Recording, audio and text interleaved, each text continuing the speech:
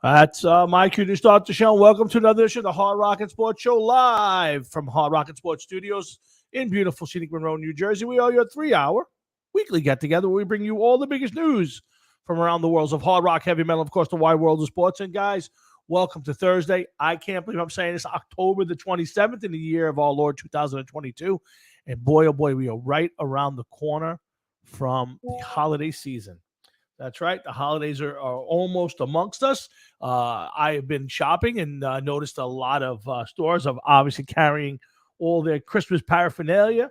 So Jeff is out. He's hearing Christmas music playing in stores, and I'm pretty sure you're going to hear it here. So starting next Thursday night, even though Jeff will not be joining me next Thursday, Jeff will be celebrating his beautiful anniversary with his beautiful wife. I will open up the holiday season here on the Hard Rock and Sports Show, which I look forward to doing. I can't wait for our big Christmas show, which we do every year. I think this year we're going to go all out with some maybe some music and some different things. So we got a nice night tonight. We got plenty to talk about. Lots of stuff going on in the world of sports. Of course, everybody knows if you're in New York, the Yankees followed their recent path of destruction and same old story, and the same thing I said all year. I thought they were a really good, maybe a great regular season team. But I still thought they had the same problems in the postseason, and they sure enough did. They could not hit. Good pitching. So swept after a tough Guardian series, maybe a series that shouldn't have been that tough. They were swept by the dreaded Astros, and was not pretty. And there's been a lot of baseball talk this week about Cashman and Boone, and those guys ain't going anywhere. They're winning games every year. They're in the playoffs every year. I just think they'll retool and come back. I mean, we'll try to talk a little about that tonight. Of course, we're going to talk about the Jets and the Giants, and two teams on an incredibly similar path. Kind of built the same way, kind of, maybe the Giants are a little more ahead of schedule than the Jets, so even though the Jets are probably the better team from a manpower standpoint. But we'll talk a lot about the Jets and the Giants. Giants made a big trade today, getting rid of young Joker, Kadarius Toney, and surprised. I'm not surprised, but we'll get all of that in tonight. John 5 joining Motley Crue. We'll talk about that. Pantera. I know Jeff's not going to want to talk about it, but Pantera sold out a big show, and in fact, it was so big they had to move it to a bigger place. So maybe Jeff's have some different feelings about it. Tom Brady taking it tough this year. They get crushed last weekend by the depleted C team Carolina Panthers. We'll get to a little bit of Tom Brady tonight. Let's see what else is on my list. The Packers are all sorts of problems. Just a lot of NFL news and notes tonight, guys. And that's it. Again, we'll go as long as we can. I want to talk to Jeff about his battle with AOL.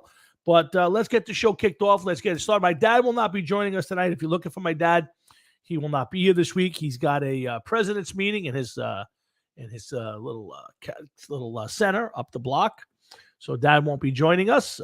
And we might have a guest from the half man himself may be joining us. I don't know if it'll be him or Johnny Walker, but one of the two may be joining us tonight.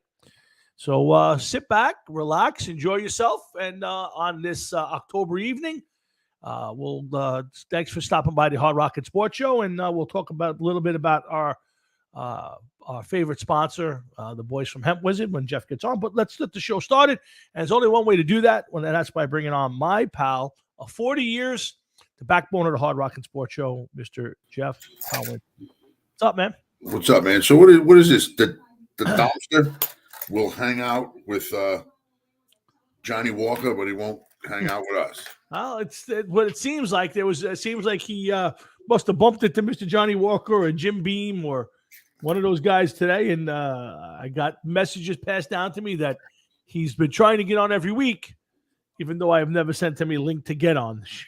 So, well, he's probably trying to call the radio, and he doesn't realize. No. It's the message was he keeps pressing the link, but nothing's happened. I've tried to explain to him in the past that the link expires, and every week I have to send out a new link to whoever's joining us. So, but I don't know if he didn't understand or maybe Johnny didn't understand, and one of them didn't understand it. No, okay. So Jeff, I know you've had a little bit of a tough week this week, and you had a little bit of a battle. We have to, by the way, we have to set our fantasy lineup. There's some changes have been made. Like yes, what? Lazard is doubtful. Hayden Hurst is out, so we're gonna have to set our lineup tonight. So we'll do that right after you tell everybody about your week. I don't know if I want to tell everybody about my week, man. Now I got this to worry about. This is not good. Not good. Oh God! We've rebounded. We got off the schneid. We got our first win in a while. An emphatic win. We didn't win by a couple of points. Our players stepped up. We had 125 points this week, so it was a pretty good week. We have given up the least amount of points out of everybody in the league. That is true, and we're not far from the top as far as scoring points. We're fifth where our position is, so we're not terrible. We're making moves every week. The owners' meetings are working, so we'll have to do are they working? We won a 3-game slide. Honestly, personally, Go ahead. I think that we've made some panic moves. Okay. And I think that we reacted too fast, and I think we're now in a free fall because we've gotten rid of some of the people. Well, I would say, is there somebody that you could think of that we released that you would say, boy, I wish I had him back? Tom, we've released so many people. Chase Edmonds has not done well. The Packers defense has not been good. I'm trying to think who else. Elijah Moore obviously has not done well. No, but actually, let me rephrase this. Go ahead. What we have done was get rid of plenty of people, but yet we haven't replaced them with quality people. I disagree. Your move to pick up Stevenson has been a huge move for us. Well, that one was fine, yeah, but like I'm looking, Joe. Man, well, I'm expecting a big week from David Carr this week. Yep. Tyreek Hill, there's only so much you could do. The guy only has 2 touchdown passes, but yet he leads the league in yards. And we're getting a lot of points from every week. Every week he's getting us 15, 17 points. Lazard, I don't know. I mean, that was a bad move. Yep. Robbie Anderson. Who else? Who's our receivers right now? So right now, Wendell Robinson from the Giants. We got Devin Duvernay. We have. So you want, without further ado, put Wendell Robinson.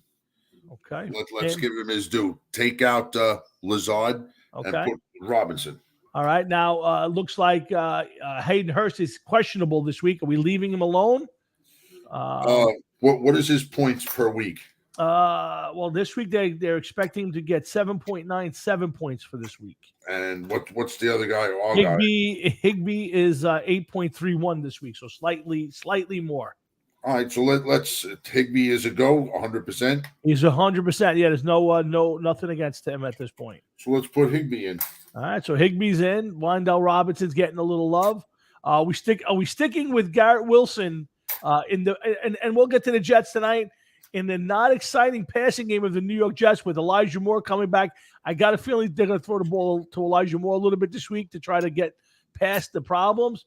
Are we leaving Garrett Wilson in, or are we trying Devin Duvernay, or are we sticking with who's slated to score more points? Let's see. Robbie Anderson is on the board here for 4.93. Duvernay is 6.77. And Garrett Wilson is slated to get 8.55, but he has not reached any of his goals the last few weeks, his projections. Yeah, I know what's going to happen too. We're going to take him out, and then all of a sudden he's going to go fucking. Well, I get it, but that's the part. That's part of it. But yeah, Matt's right. What's his name? Jamar Chase is out for 4 to 6 weeks. So that I don't know if that helps. I mean, we could leave. We don't. Who else do we have from the? We don't have anybody else. I mean, we don't have anybody else from the Bengals. Nope. So and again, why are you taking any kind of advice from this person? He's out to hurt us. He's going to hurt us, Tom. I gotcha.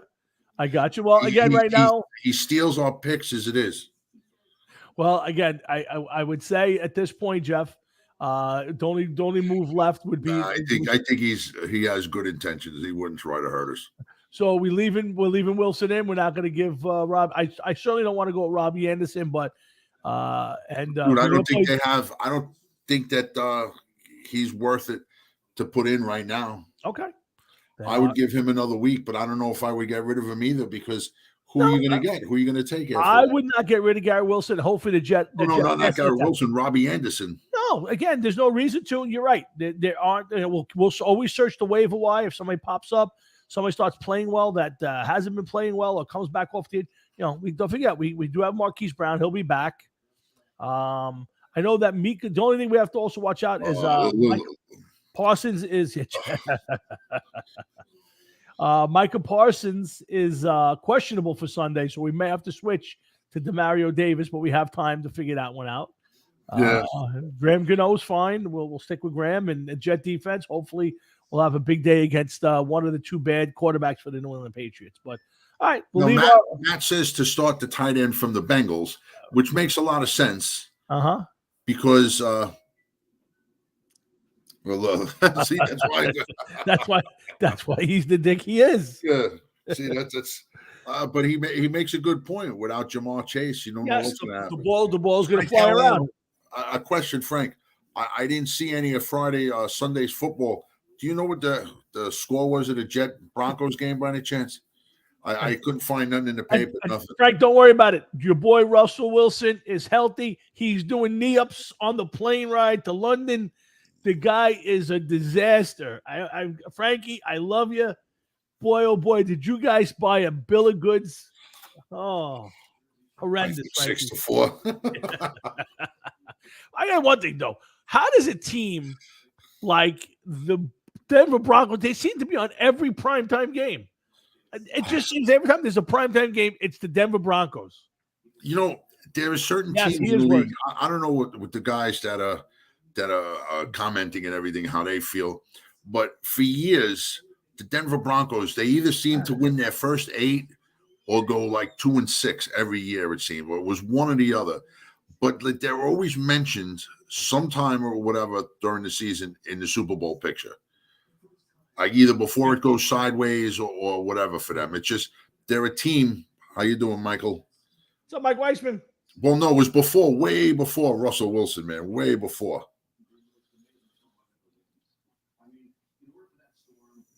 We'll take a look at him at the owners' meeting on Tuesday. Well, I maybe we have to take a look at him before the owners' meeting on Tuesday, or else the owners' meeting may be they may be clearing house. General manager and coach may be out of work. I don't know. We'll see what happens. We'll have to see. Hey, you know what? So again, listen. As far as let's get off the Broncos because there's not much to talk about. It just seems like a bad thing, a bad experiment there. I heard whispers that Hackett could be gone after this week's game. That is just not, the Walton family who now owns the team did not hire him. They inherited him. I don't know if they were part of the signing of Russell Wilson, but that's a big contract that they're going to have to eat, Jeff. So this Denver team is as good as the defense might be. Is a lot of trouble. They have a coach who I just don't see making it through the season. Tom, I don't know. I just, a lot of guys moved around and I was talking to somebody at work about it today. Frank, you know what? Maybe 5 years ago, you can't go to that site right now. It's got to look like the entrance to the Holland Tunnel by now. Their backfield looks like the Giants' offensive line. So I think at this point, stick with unfortunately, they hang out with the Giants' offensive line too much. Yeah. So, Jeff, lots of stuff going on. We got a lot to talk about tonight. John 5 joins Motley Crue. Mick Mars has gone for a permanent vacation. Thank God, man. Thank God. Has their concert in Santiago, Chile has had to move to a bigger venue because they couldn't fit all the people who wanted to go. So we got a lot of music to talk about, but I want to talk a little bit about the Jets and Giants early. Okay. So let me start with this one. So I've been listening to the news all week, and maybe you guys can jump in on this with me. Matt and I kind of talked about this earlier, but I'm curious what Frank thinks. I don't want Matt to jump in. Of course, Jeff, I want your opinion more than anybody's. But I'm listening to sports radio now. 6 or 7 weeks ago, nobody believed in the Giants on sports radio. Not the hosts, not the callers. They won a couple games. It's going to change. It'll lose by beating bad teams, whatever. So now they're 6-1, and I'm listening to people today call in, and the hosts themselves going, the Giants have to make a big move. You got to go out there. You got to go for it this year. And me as a Giant fan, Jeff, the brain works two ways. The first one is, of course, your team 6-1. You're saying to yourself, all right, maybe we got a shot at something. The NFC is terrible. Think about who's actually getting good in the NFC at this point. Maybe the Cowboys, the Eagles. Who else is any good? The Rams suck. The Tampa sucks. The Packers are miserable. But the other half of my brain says, hey, wait, I'm not giving up draft picks to go get, a big-time disgruntled wide receiver. And the name Jerry Jeudy keeps popping up from Denver. And then I got to sacrifice the future. And the Giants, while it's a fun year, I don't believe they're poised to be in a position to win. Surely they're not better than anybody of those teams in the AFC. Jeff, if I know that I told too much about the Jets so far, maybe because of the quarterback play, Breece Hall gets hurt, Tucker's out now. But take your hat off. Either one, put your thinking cap on. Would you sell out your soul to have a bigger year this year, and maybe play in the Super Bowl or in a championship game, or do you say I'd rather not get that far and build a stronger future? Tom, I understand what you're saying, but you're going to give up if you think that you have a chance to make it far in the playoffs and possibly get to the Super Bowl if you make this trade. That's one thing that you strongly have to consider. But it depends on what the price is and what what. I told you could get a top. Don't forget the Giants just traded a former number one first round pick for what, a fourth and a sixth? Well, let me ask you this question. Let's say Seattle came back and said, and I know he's hurt right now. I'm just using that as a name.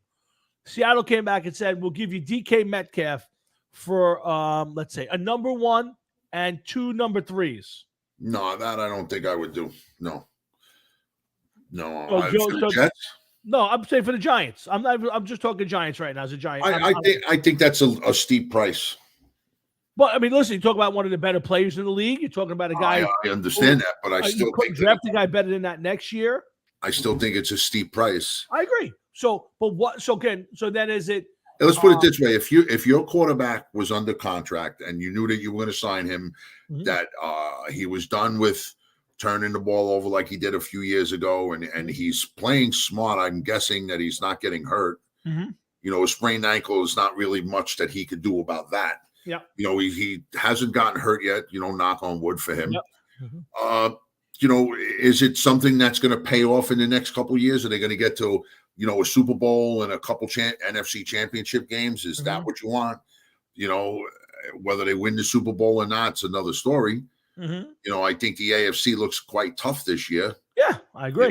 A number one and 2 number 2s. 2 number 3s. 2 number 3s. I don't know. You have to give up something to get something. So, but I understand that, but you traded a number 1 pick that was only in his second year for what, a 3 and a 6 or something like that this year. Yep. So, think of that. Think of what you traded a number 1 for. And I know that you're talking about the guy's a proven commodity. Yeah, but you're talking about a proven commodity in DK Metcalf as opposed to a guy who has not even gotten on the field. I don't know. I would have to think about it. I mean, right now he's hurt. So, no, I told you. I know it's a hypothetical situation, but even at that, it's hard to really separate that. I wouldn't do it because I don't think the Giants. If you told me they're one player away, okay, maybe make the move. You need a guy make a difference. I get it, but they're hurting. They do a lot of things on defense, smoke and mirrors. It's all scheme. They need a shutdown corner. They really could use a run stuffing linebacker, a guy who could play sideline to sideline. And truthfully, they don't really rush the passer with 4 guys. So to me, this team is far away from being that. Now again, but they can easily fix all of that in the offseason. They don't have a wide receiver. Correct. They don't. They don't have. I agree. I agree. So maybe but is Daniel Jones going to benefit? Is he the kind of quarterback that's going to benefit from a wide receiver and now start throwing for 300 yards a week? And is he going to be the next Josh Allen or Patrick Mahomes? I don't know, but he doesn't have that ability right now because he completed, I think it was 18 or 19 of 30. He was NFC Offensive Player of the Week this week. Okay, had a really nice week. 200 yards passing, 100 yards rushing, played really well. I think 2 touchdowns. Oh, I'm sorry, Tom. Yeah, there's my wife to see it. Hi, Sharon. I'm gonna move over this way so we can get maximum airtime for her. And there she goes. There she goes. Hi, Sharon. There she Hi, goes. Sharon. See you later, sweet cakes. So he completed 19 of 30. They dropped at least 5 passes on him on Sunday. One of them that would have got him to a 1st and goal at the 1 yard line. So yeah, I do think he would benefit. Do I think he's going to be the next Josh Allen? No, I don't feel that way at this moment. But is he a good quarterback right now? He is. Answer your own question. If you thought that he was going to trend more towards Josh Allen with a trade like that for a number 1 and 2 number 3s to get DK Metcalf, then I say make the trade. But if you think that he's not going to get much higher, then I don't think I would do it. Yeah, again, I think this team is trending better. I would rather see them get rid of some of these bad contracts. Kenny Golladay, some of these contracts that just hurting the team. Yeah, I don't understand with that, man. They're paying him, he's not playing. I don't understand. Same issue. And then build this team with a better set of free agents and go out there and have another good draft in this team. Listen, theoretically, could be a better team next year. But I'm not selling my soul to go in and win a wild card game and then lose in the division or lose in the NFC Championship game. It's not my goal. If you told me if we get to week 12 and we're 9-3 and we're playing better than everybody else, okay, maybe I'll regret it. But right now, this team has a lot of faults, and I think they're gonna have a hard time beating the Eagles, let alone trying to beat the Chiefs or the Bills. And yes, Frank, the Jets, no, especially with the injuries that they've suffered now, with Breece Hall being out and Elijah Vera Tucker out for the season. This team, is offensively is completely challenged. They can't throw the ball at all. But defensively and special teams are great. So no, I'll let Jeff answer it next. But no, if I were the Jets, I would absolutely not try to sell their soul to get a couple players right now. No, I mean, listen, I think they made a decent trade to get that running back from Jacksonville. Yeah, Robinson's a good player, yeah. As far as the Jets offense, I mean, not for nothing, their offensive line has been in flux all year. Yeah. They haven't started, I think, they start maybe one game together, maybe. Yeah, and think about it. Tucker is their best guard, and because Becton went out, because Font got hurt, he had to go play to right tackle. Yeah, so, give the guy credit. I feel bad for them, but you know what? It was only a matter of time. They played, would they win 4 games against teams whose backup quarterback was playing? Yes. So I mean, this wasn't exactly a team that was lighting the league on fire because they were pummeling everybody. The quarterback, I got to agree with you, Frank.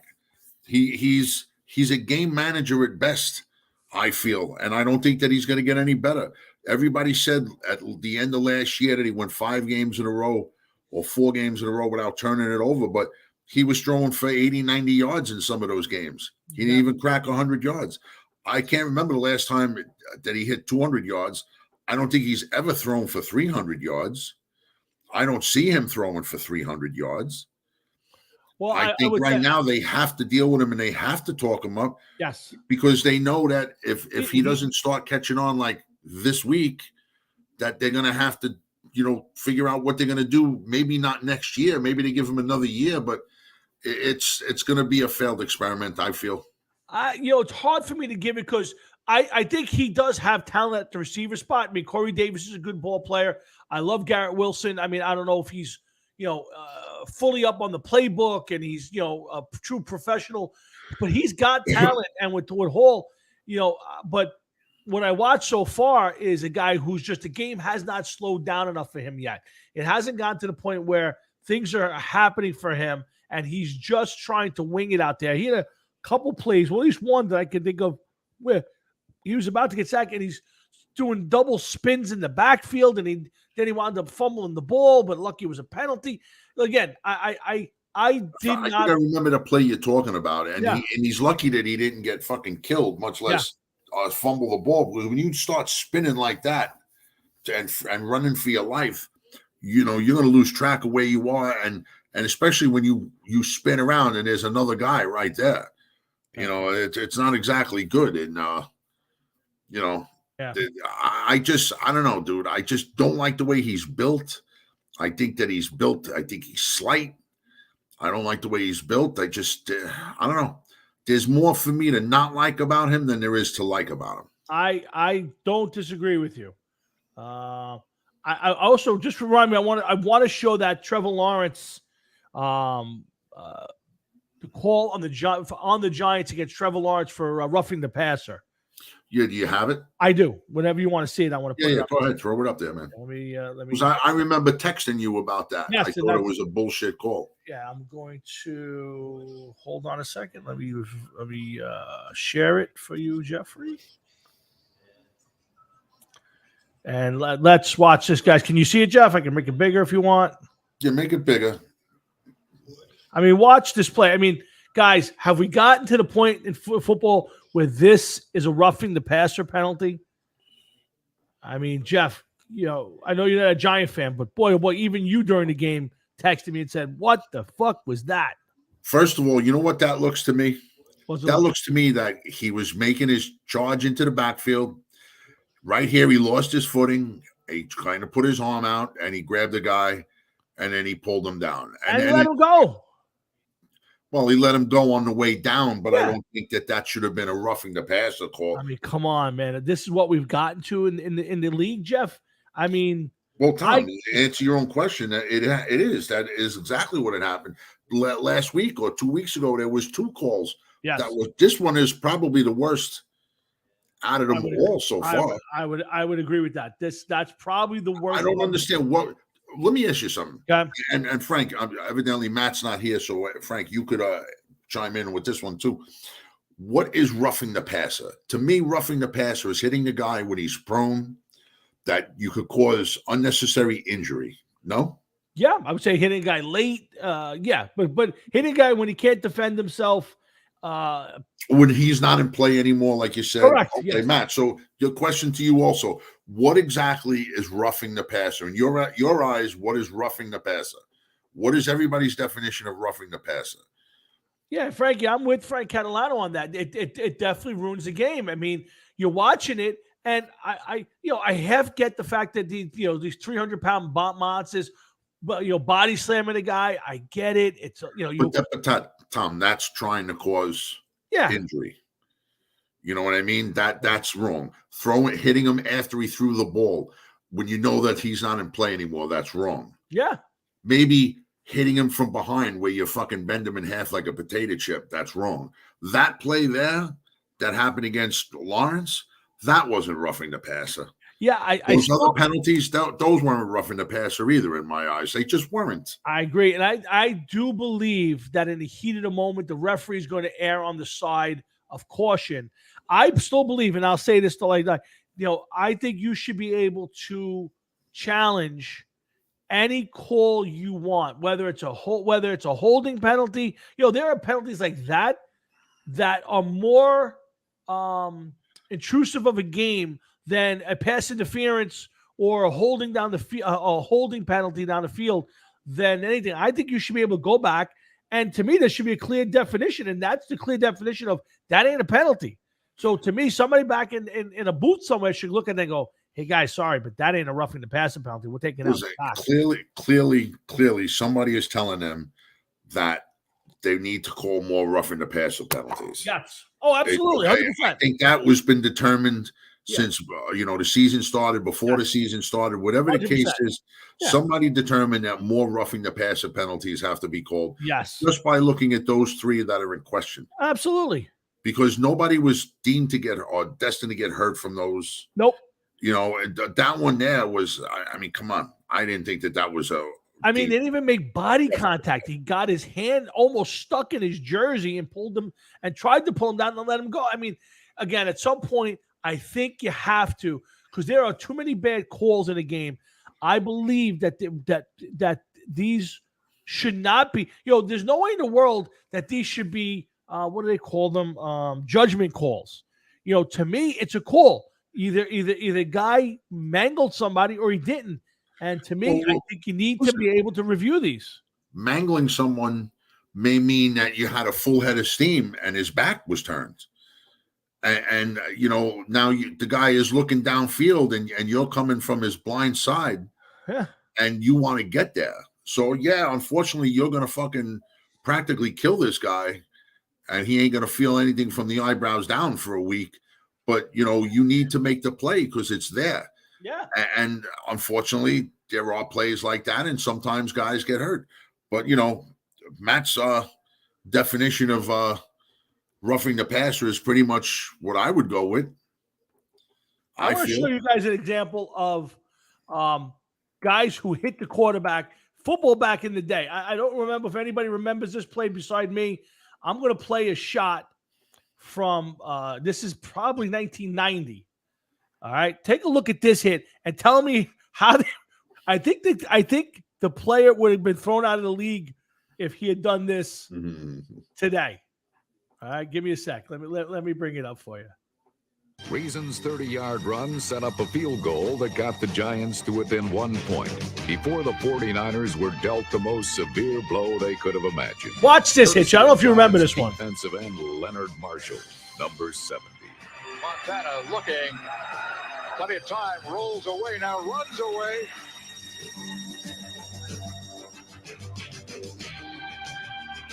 Marshall had fired the shot heard round the football world. I mean, that's football. Dude, Joe Montana out of the game. This was a guy that got pushed down twice. Yeah.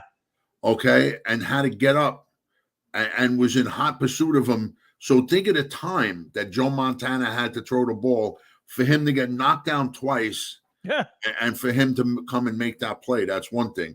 Second of all, you're right. There was no rules back then to help that. Today, he would have never been able to enter an NFL stadium while the game was going on ever again. Leonard Marshall should be thrown out. And Matt, you're 100% right. At some point, the rule has to change to be able to review these. Whether it's just, maybe they make it a separate replay thing, or maybe somebody in the booth upstairs has got to look at this stuff. And they tried it with the pass interference calls, and I thought that was way too many.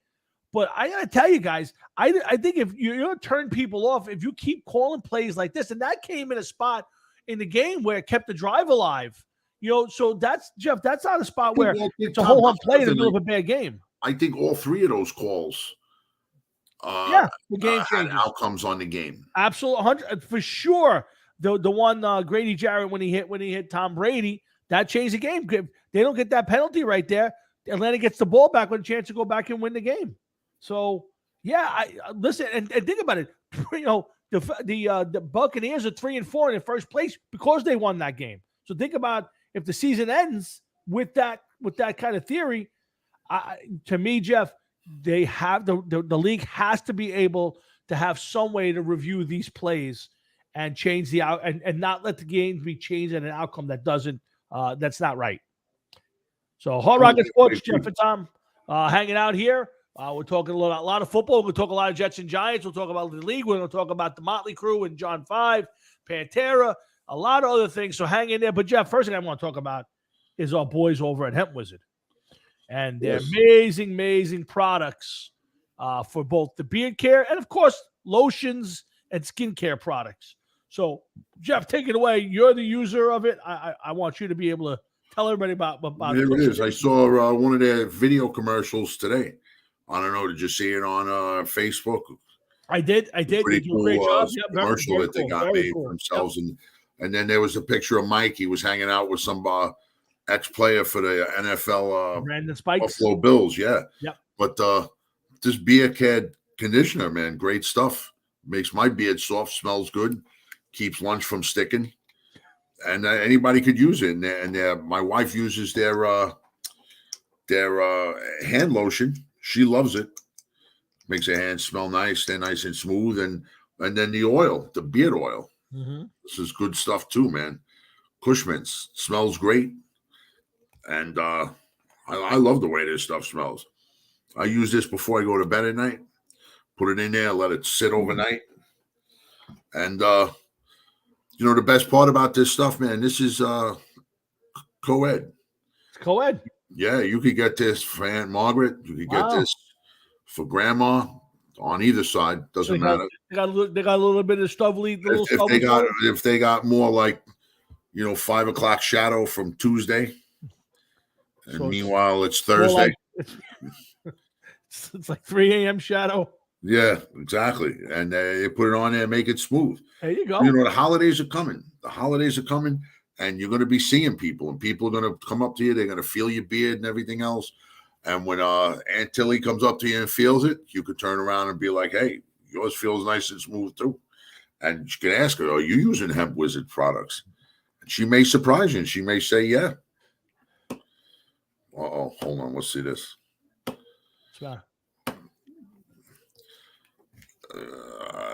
I think about what Matt's saying. Right, hold on. Let's finish the commercial. So, guys, with the holidays right around the corner, do yourselves a favor and reach out to the guys at Hemp Wizard Beard Care Co. Not only are they great guys, Mike and Joe, two of the best guys I've never had the pleasure of meeting yet, but their products are amazing. Jeff, who hates everything, never says nothing nice about people, loves these guys, raves about them, even in our owners meetings on Tuesday night. Jeff raves about these guys. So please do me a favor. If you got a family member or a friend who's got a beard they're working on, or they got a Jeff stash going there, well, do yourselves a favor and buy some of their products. And also for the people without beards, for their hands, for the skin, they got amazing product lines. So again, remember our good buddies Mike Weissman, Joe Cassano from Hemp Wizard Beard Care Company. And remember them for the holidays. Remember to support small businesses. And remember, even more important, support small businesses who support the Hard Rock and Sports. You said that already, man. Okay. Can't say support small businesses twice. Yes, you can. Small businesses in And general. Frank, she does love my beard. She does. When we're alone Friday nights, Frank, and we're playing Jack Sparrow and the Island of Misfit Toys or whatever, she loves it. Your mother must be watching the show because she just liked it. So your Mama T's out there. Anyway, could we get to Matt's comment? All right, so let's go to Matt's comment. Go ahead. Please, this is important. Go for it. I got a feeling that maybe Mick Mars is sick or sicker than he actually is. I think his spine finally completely fused together. I don't know. And Frank, you use these products, man. You can grow one, man. That's right. You can grow one. Hemp Wizard Beard Care Company, Frank. Listen, I would say this. I think Motley Crue should have stayed retired. I said from the beginning, they should not retire. Don't retire. Keep going. Stay on as long as you can. I don't care how bad you are. Keep playing it. The minute they retired and said, this is it, you went through the whole thing, movies, you got to stay retired. When he came back, I had no interest. I had no interest before they came back. They're one of the worst bands I've ever seen live. Anything I've ever seen of them live, videos, they're not a good live band. I love the first couple of albums. I would say this. They want to keep it going. But I agree with Matt. He should have been able to get there one more time at a big show and say his goodbye the right way. Now, unless this is his idea, Jeff, who knows? I don't know, but that's why I say I think that maybe he's sick on some level or sicker than it was originally planned. I know he has some kind of physical problem. You could see that. Yes. Plus, I believe he's like 71, 72 years old. He's up there. I would say he's definitely older than the other guys. Yeah. Much older. He's like 71 or 72. Let's see. Mick Mars is born. Mick Mars, he's 71 years old. Exactly, Jeff, right on the money. He'll be 72 next year. Robert Allen Deal, as his real name is. And let's see, his health. He has, I don't think I could even pronounce this. Ankylosing spondylitis, a chronic inflammatory form of arthritis that mainly affects the spine and the pelvis. Yeah, easier way to say it is he's fucked. That's pretty much easier.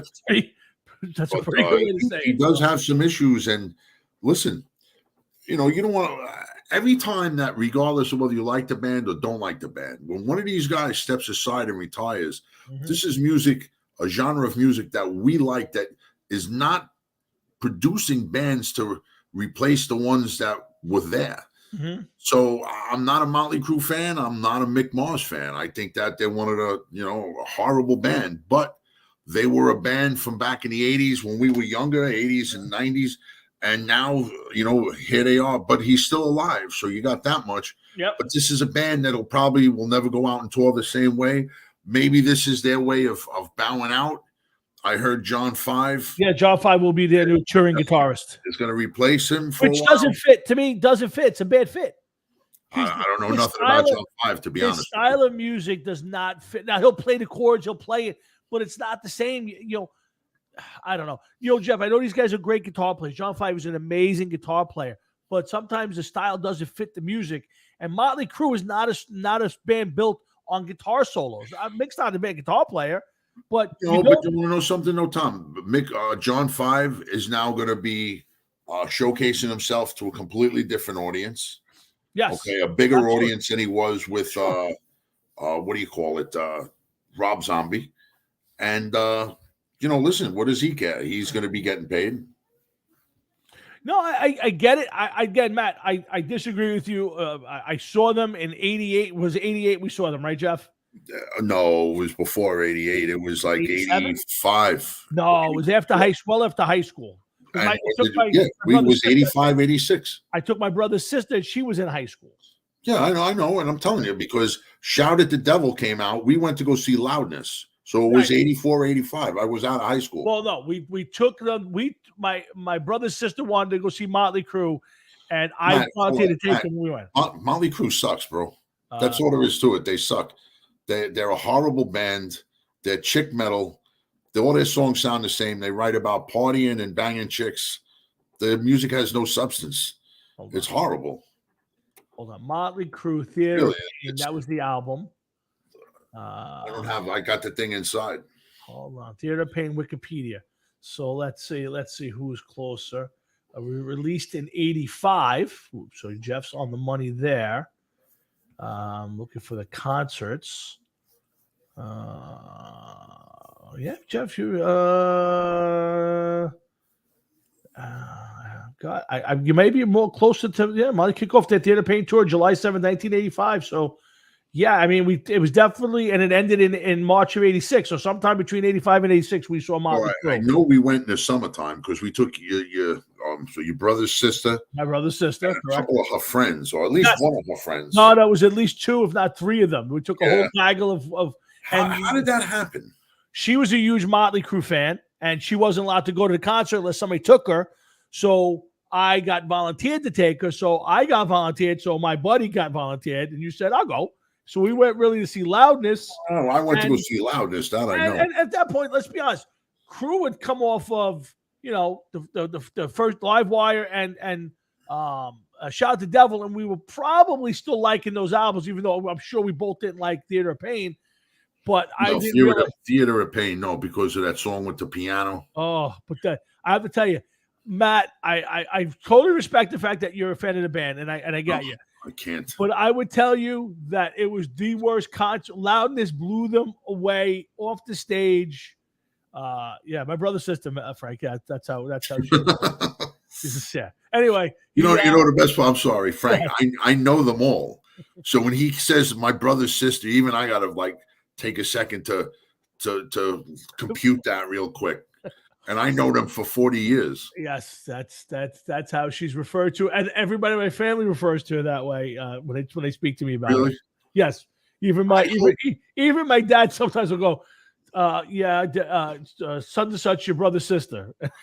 I would love to see what would happen if she comes back into the fold, and you put your differences aside. And I got to be honest with you, I hope that one day happens for a lot of different reasons. We ain't getting any younger, and I want to see how you introduce her then.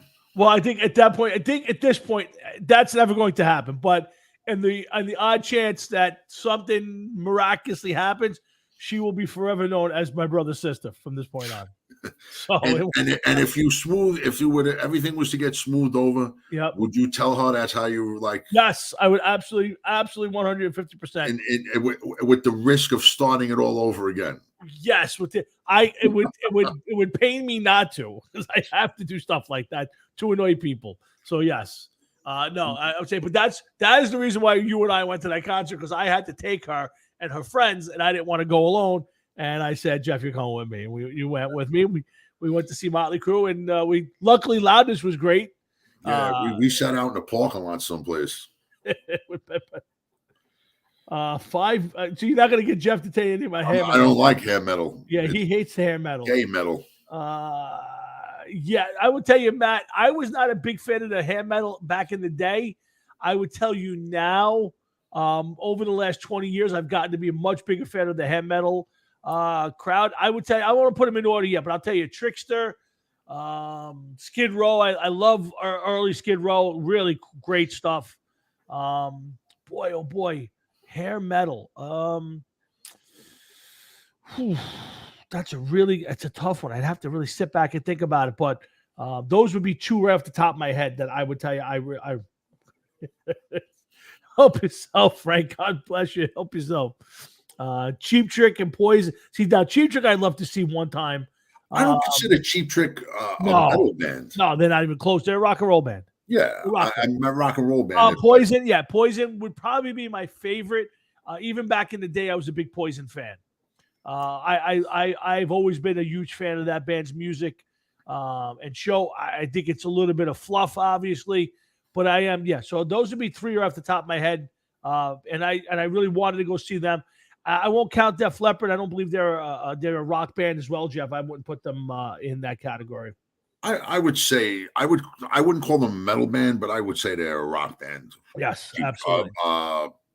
Def Leppard. Yes, Def Leppard. I've gotten to see a couple times because they opened up, or other bands opened up for them. Yeah, but I've seen it twice. Yeah, see, the thing with Def Leppard was they came out the same time as all the bands coming from out of England.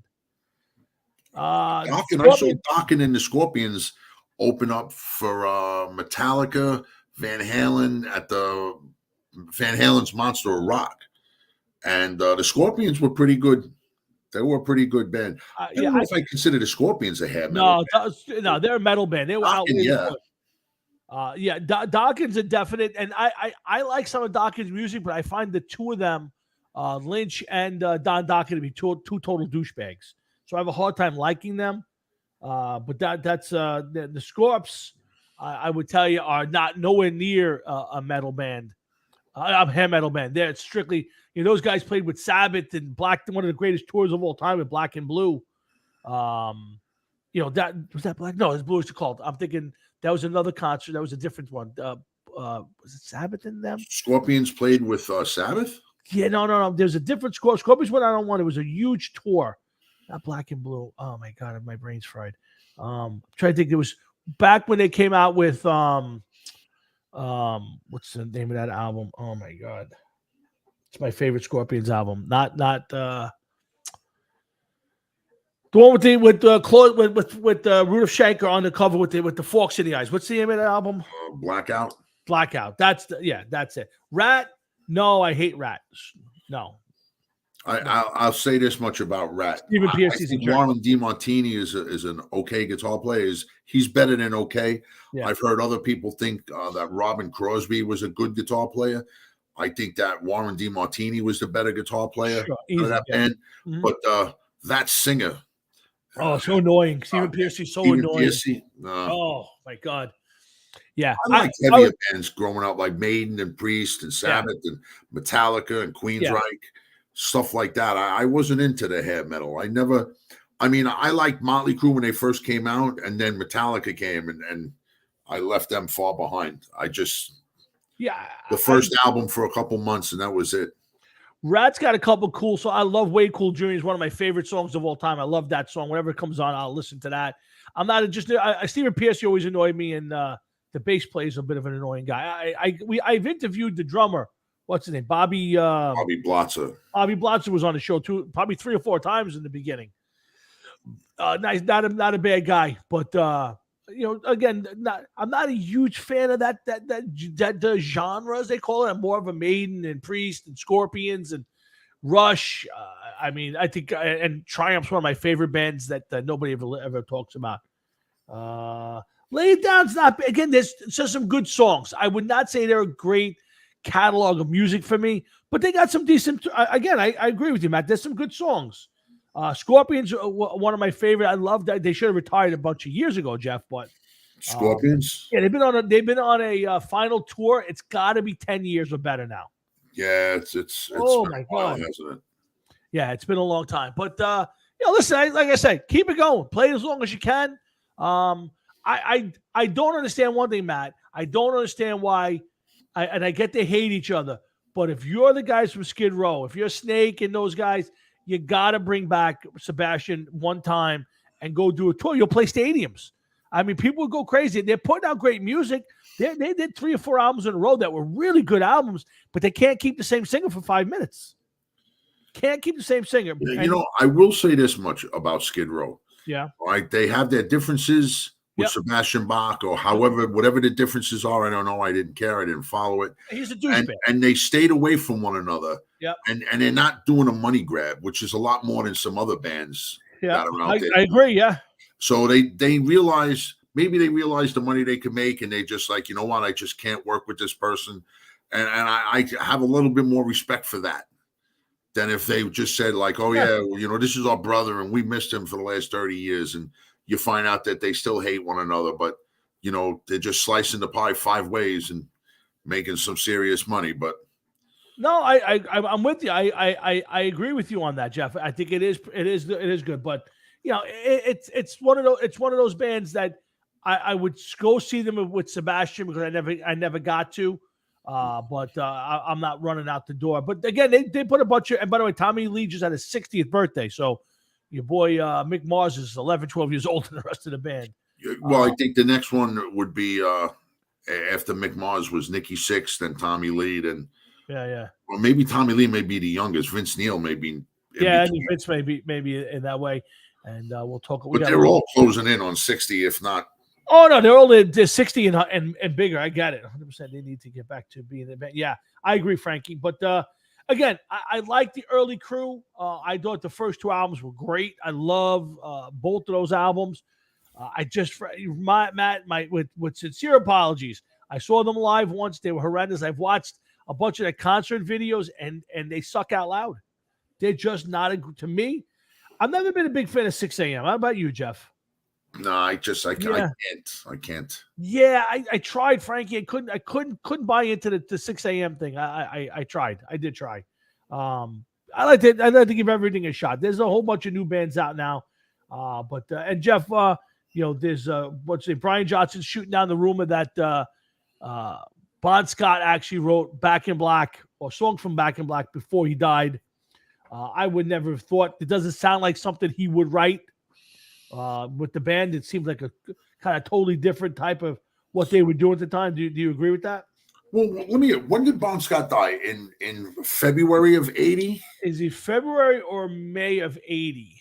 So, because I went to school, started high school in September of 1980, and Back in Black February of 80. February of 80 he died? Yes.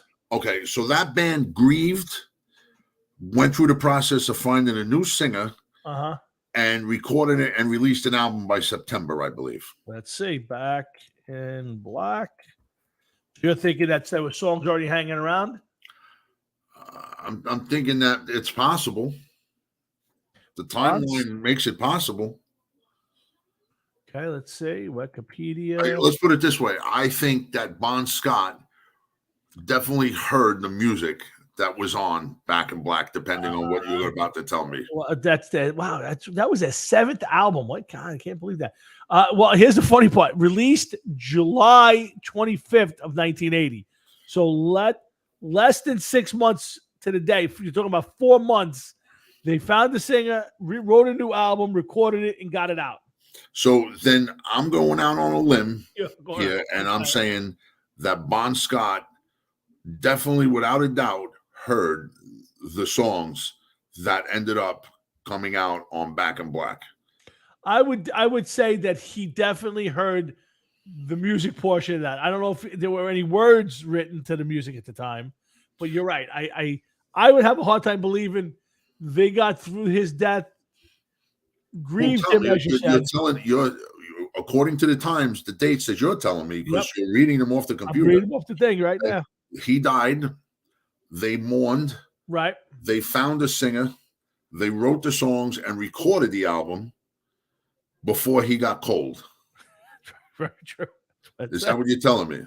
Jeff, I'm only telling you what's on the piece of paper. No, I hear you. Yeah. I hear you. And it makes me think that there's a possibility. That they definitely didn't spend much time mourning old Bon, Yes, I would definitely say there was a few songs in the can, as they say. Definitely, without a doubt. There might have been a few songs on tape. Never mind in the can. That's very true. Hey, it's Hard Rock and Sports. It's Jeff and Tom talking a little bit of everything tonight. We're going to get back to football in a minute. I do want to get to the Pantera stuff, but thanks for tuning in. On that, who was holding who back? Was it Bon holding AC/DC back, or was it AC/DC holding back for Bon? I think it's the second. I think it's kind of like the Paul Di'Anno, Iron Maiden, Bruce Dickinson, Iron Maiden thing. I think some people say the bands were better with the original singers, but they never get to the next level. The AC/DC doesn't write Back in Black and have that commercial success with Bon Scott. In my opinion, I got to disagree. According to the dates that you said, they very well may have already had that. This way, let's say the songs were written. I don't think.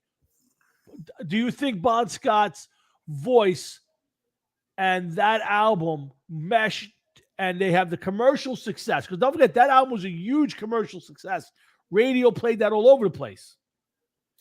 Something happened, man. Something happened. I mean, come on. If you know that this guy died in February, and the album was released when? July 25th. July 25th. So you're talking March, April, May, June, July. 5 months. 5 months to find a singer, write everything, and record the album. And Matt, yes, you're right.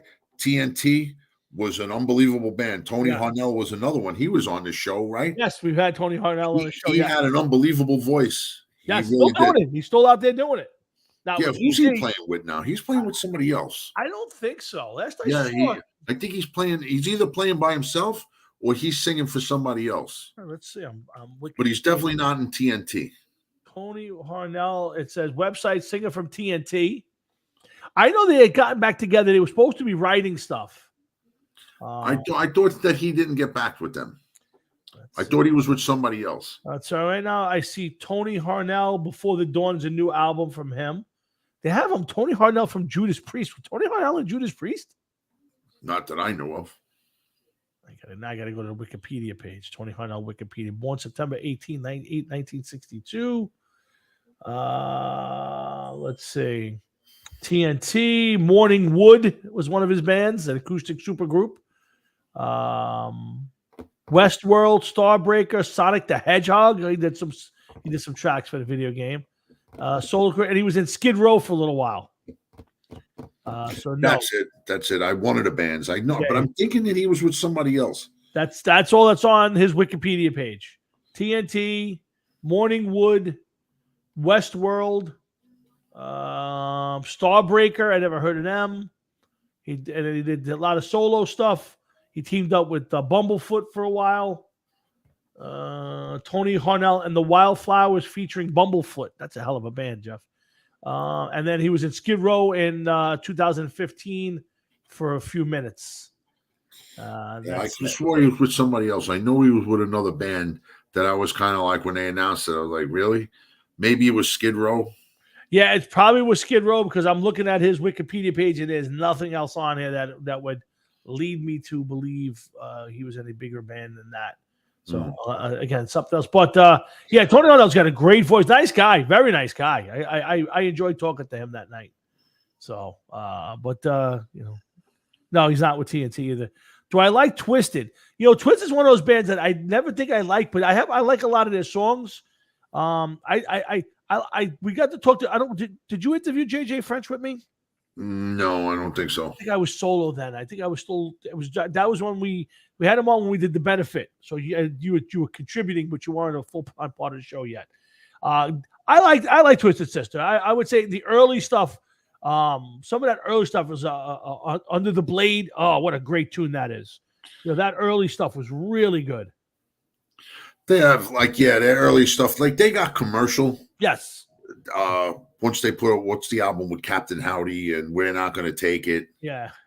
You're Gonna Burn in Hell and a few others. I can't remember the name. Yeah, they had a few other things that were a little bit darker, a little heavier before those albums came out. Let me give you the discography, Jeff, for Twisted. So I'm scrolling down. So Under the Blade came out in 82. I love Under the Blade. That's a great. Stay Hungry. That's it. That's the one that kind of started them commercial. Can't Stop Rock and Roll is a good album. Stay Hungry was the commercial. Come Out and Play. Love Is a Sucker. Still Hungry. And A Twisted Christmas. By the way, they have the best Christmas tunes. If you ever want to hear good metal Christmas tunes, check out Twisted. They got great stuff. Did you ever hear the one with Dio? Pretty sure we've played that on the show before. Yeah, there's one with Dio that he does. Rest ye merry men or something like that. Rest all you merry. That's pretty good. Yeah, I play their stuff every year because they really do a great. He did Twisted Christmas every year and on Broadway or off Broadway for a long time. So good stuff. Hard Rock and Sports, Jeff and Tom here on Thursday night, killing some time, having some fun. Thanks for everybody stopping in and hanging out with us till we'll be back. I'll be back next Thursday night. Jeff won't be here. He's gonna be away celebrating his anniversary with his lovely wife. We're gonna go away for overnight with the dog. It's tough and getting somebody to watch the dog for us. So we'll go away for one night. But I'll be here. My dad will probably be back, and I'll try to fill a couple hours, and maybe you guys will come back and join us and hang with me while that. And then Jeff will be back on the 10th, and we'll be officially starting our drive for the holidays. So make sure you guys come on back. We'll be doing a lot of holiday stuff, and hopefully we'll have a big Christmas gig this year. And hopefully, I hope so. Yep. And Jeff got the big show with the Remorons. Jeff, how's the thing going with the band? No, not good. No, come on. No. Has your singer flown the coop? If we could catch him and keep him in the coop, that'd be nice. Oh boy. Yeah, that's one thing. And then I sent the text out earlier. Nobody's answered yet. Oh boy. Yeah, but and you learned all those 60 songs for the 10-minute set. Yeah, we have 15 minutes, 15 songs down, and it comes out to 33 minutes. It's amazing, ain't it? Holy cow! I'm sorry. I'm sorry to hear that, John. Joey Ramone was asked in an interview why his songs are so short, and he they said, why do you write songs that are so short? And he says, we don't write songs that are short. We just play them so fast, so it seems like they're short. You gotta love Joey Ramone. Some of the best Howard Stern shows of all time had Joey Ramone on them. So, dude, let me tell you something. The more that I read about them and the videos that I see, the more of a guy that was a likable person he was. Like, you could tell there was a little something wrong with him. Like he was out there. Oh yeah, he was definitely left of center field. Yeah. What's that? He was left of center field. Yeah, it was way left. Yeah, way left. I'm telling you, YouTube, Joey Ramone, Howard Stern. Some of his interviews with Howard Stern were absolute classics. Oh, I know. I've seen some.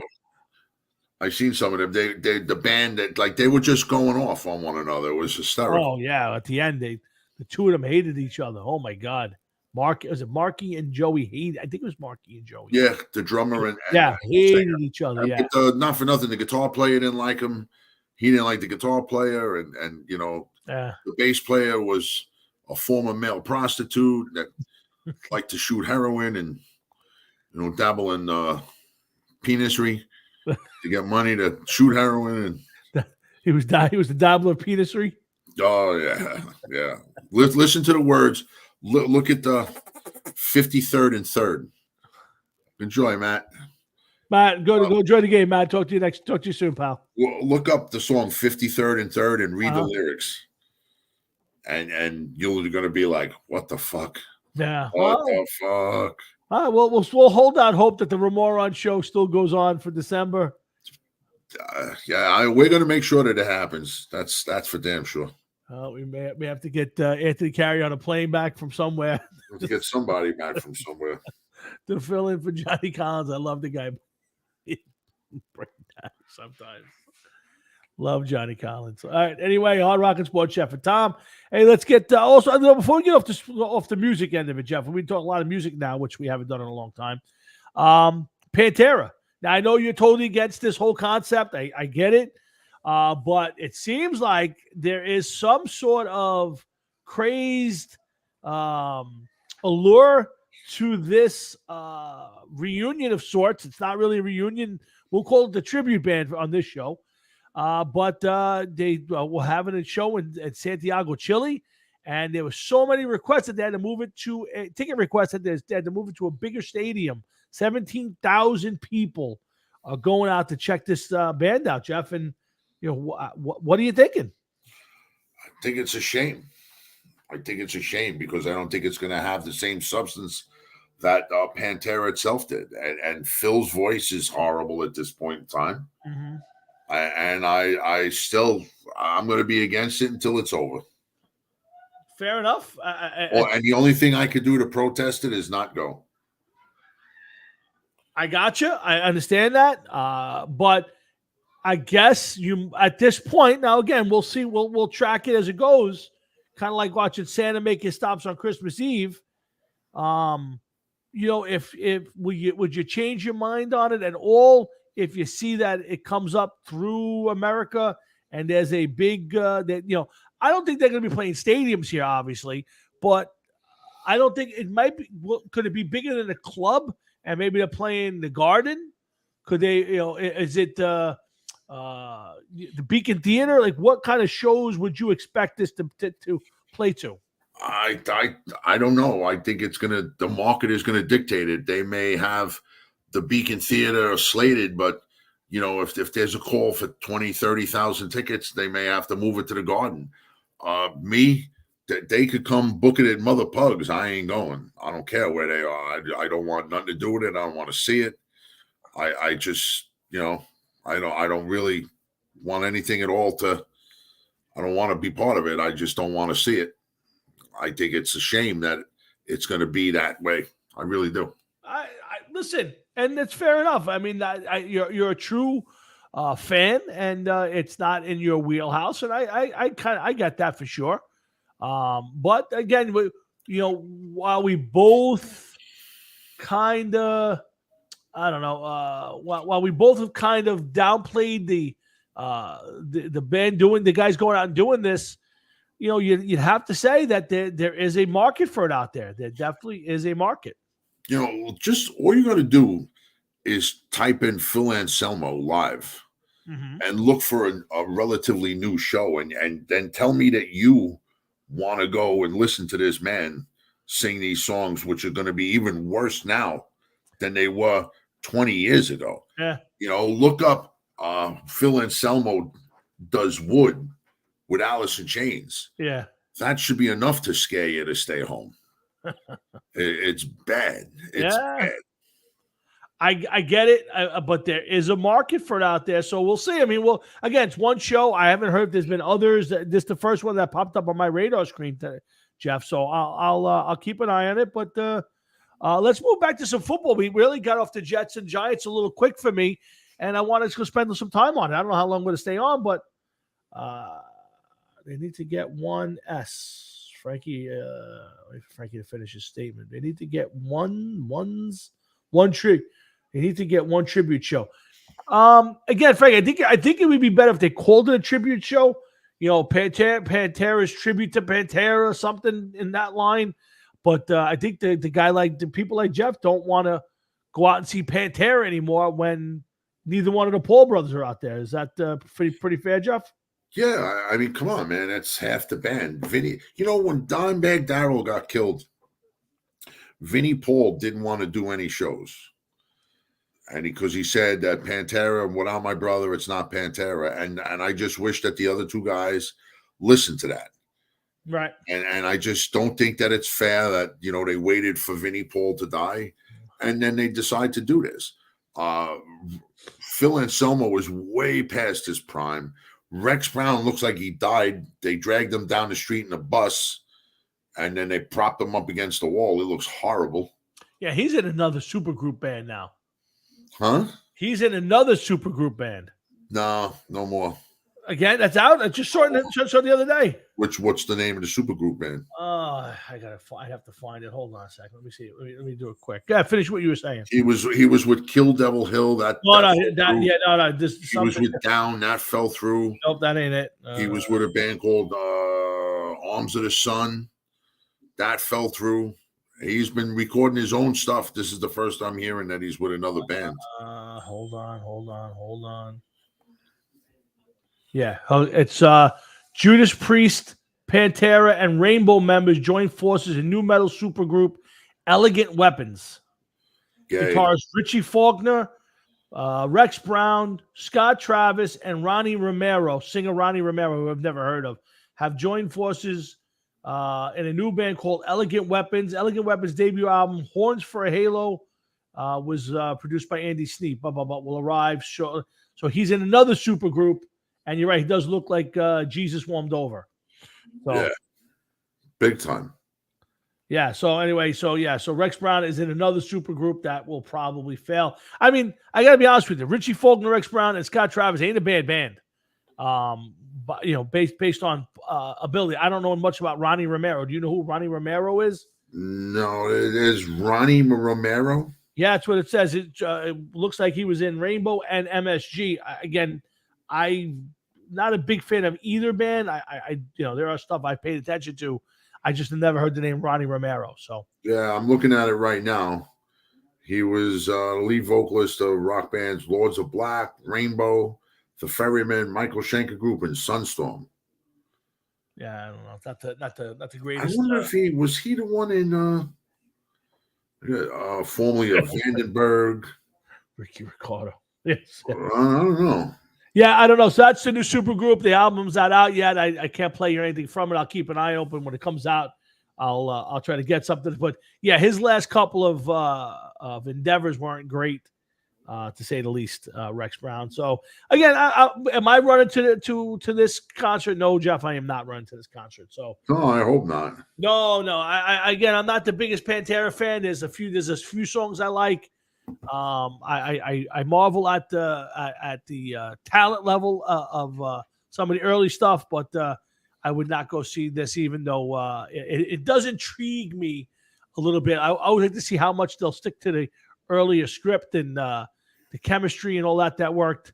And I've always said if you were going to put one guy in it, it's going to have to be Zakk Wylde. But again, I'm not a Pantera fan. You would disagree with that, and we'll move on from that. I just don't think that it doesn't do anything for me. I got you, and probably shouldn't. Hey, Jeff, let's get back to the Jets and Giants. We got off that pretty early. We talked a little bit about whether they should move forward and try to go for it. We both, I think, agree that this is not the year to be going for it.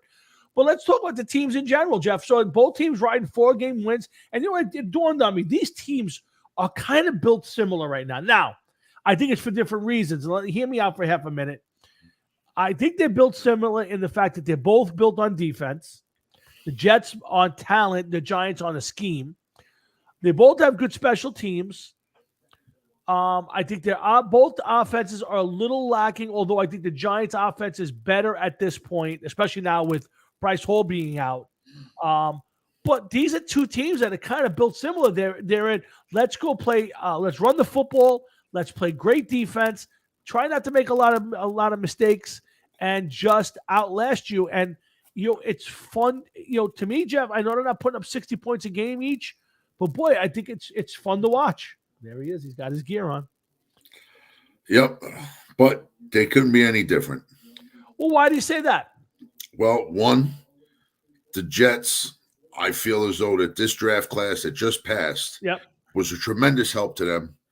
And some remnants of past draft classes were huge remnants to them and helped them point them in the right direction. Quinn Williams. I think Breece Hall getting hurt is going to be a humongous gut punch. Sure. Absolutely. That's one thing. Yep. Second of all, Vera Tucker, Uh-huh. That's a big loss right Yep. there. Yep. Okay. But we said the same thing about Becton. We said the same thing about Fant. We said the same thing about a lot of these guys, but yet they won the Jets 4 in a row. Do I think that they're going to continue to win? No. Let's not be silly. Not unless Zach Wilson really steps forward and does what has to be done.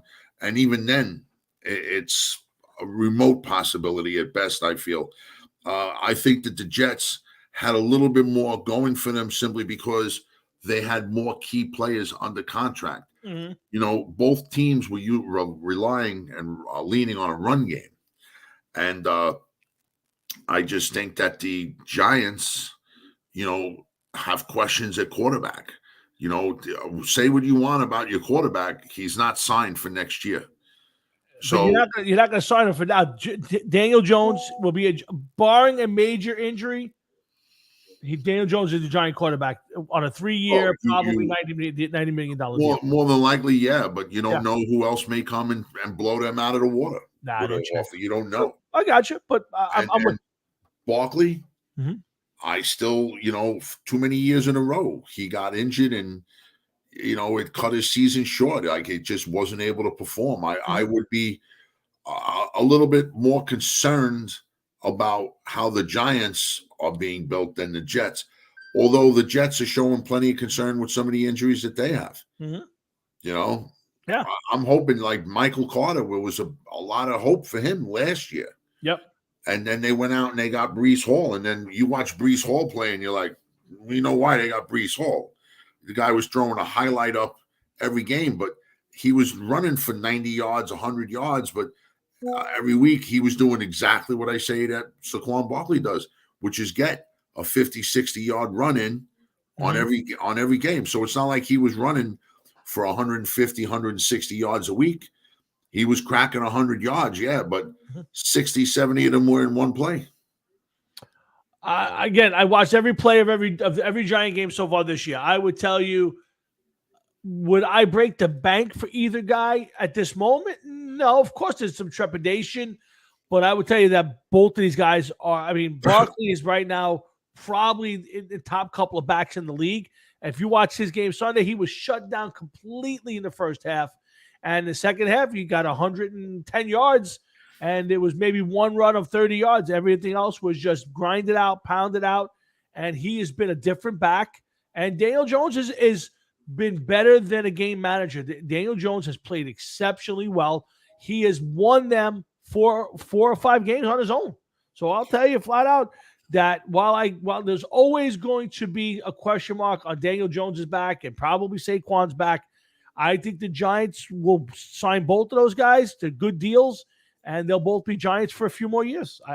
There's nobody else out there that you're going to tell me is available that I would tell you I would take over those guys. It's not a matter of whether they would take over those guys. You got to hope that the hierarchy that's there now, are they the ones that are going to want to take these guys and feel as though that they're worth the money? You know, you got to think of it this way. I know you can't compare, okay? But this regime already has cast aside Golladay, which I feel as though should have been done already. They got rid of Kadarius Toney. Yep. Okay. Which, by the way, I totally forgot until I saw you. What'd you call him? Young Joker. Young Joker. Yes. Yeah. That's when you have a fucking rap name, no, it's got to be one or the other. It can't be both. It just can't be both. I'm with you. I have no problem with the they've done, and nobody has come out and said Daniel Jones is the quarterback of the Giants for the next 10 years. Like I said, I see the way he's playing. I see the way his teammates come around him. He is legitimately leading this team right now, based on his play on the field, running and throwing. He was just NFC Player of the Week. Daniel Jones is a legit quarterback. Is he an elite quarterback? Is he going to the Hall of Fame? Is he going to be Josh Allen or Patrick Mahomes? No, he's not in that conversation yet. But he's a legit quarterback. And you know what? I take him right now over what I'm seeing from Aaron Rodgers or Tom Brady. I take him over those plays because he's playing well. Yeah, but better than guys? No. one thing that you got to realize, and you have to realize this. Yeah. Okay. Tom Brady, I feel as though between whatever's going on in his personal life and his age is starting to catch up with him. Sure. Okay. I wouldn't be surprised if there is nothing going on in his personal life and he came back and he just realizes that he can't play anymore and that this is all a ruse in case that things went bad. And Aaron Rodgers, same thing.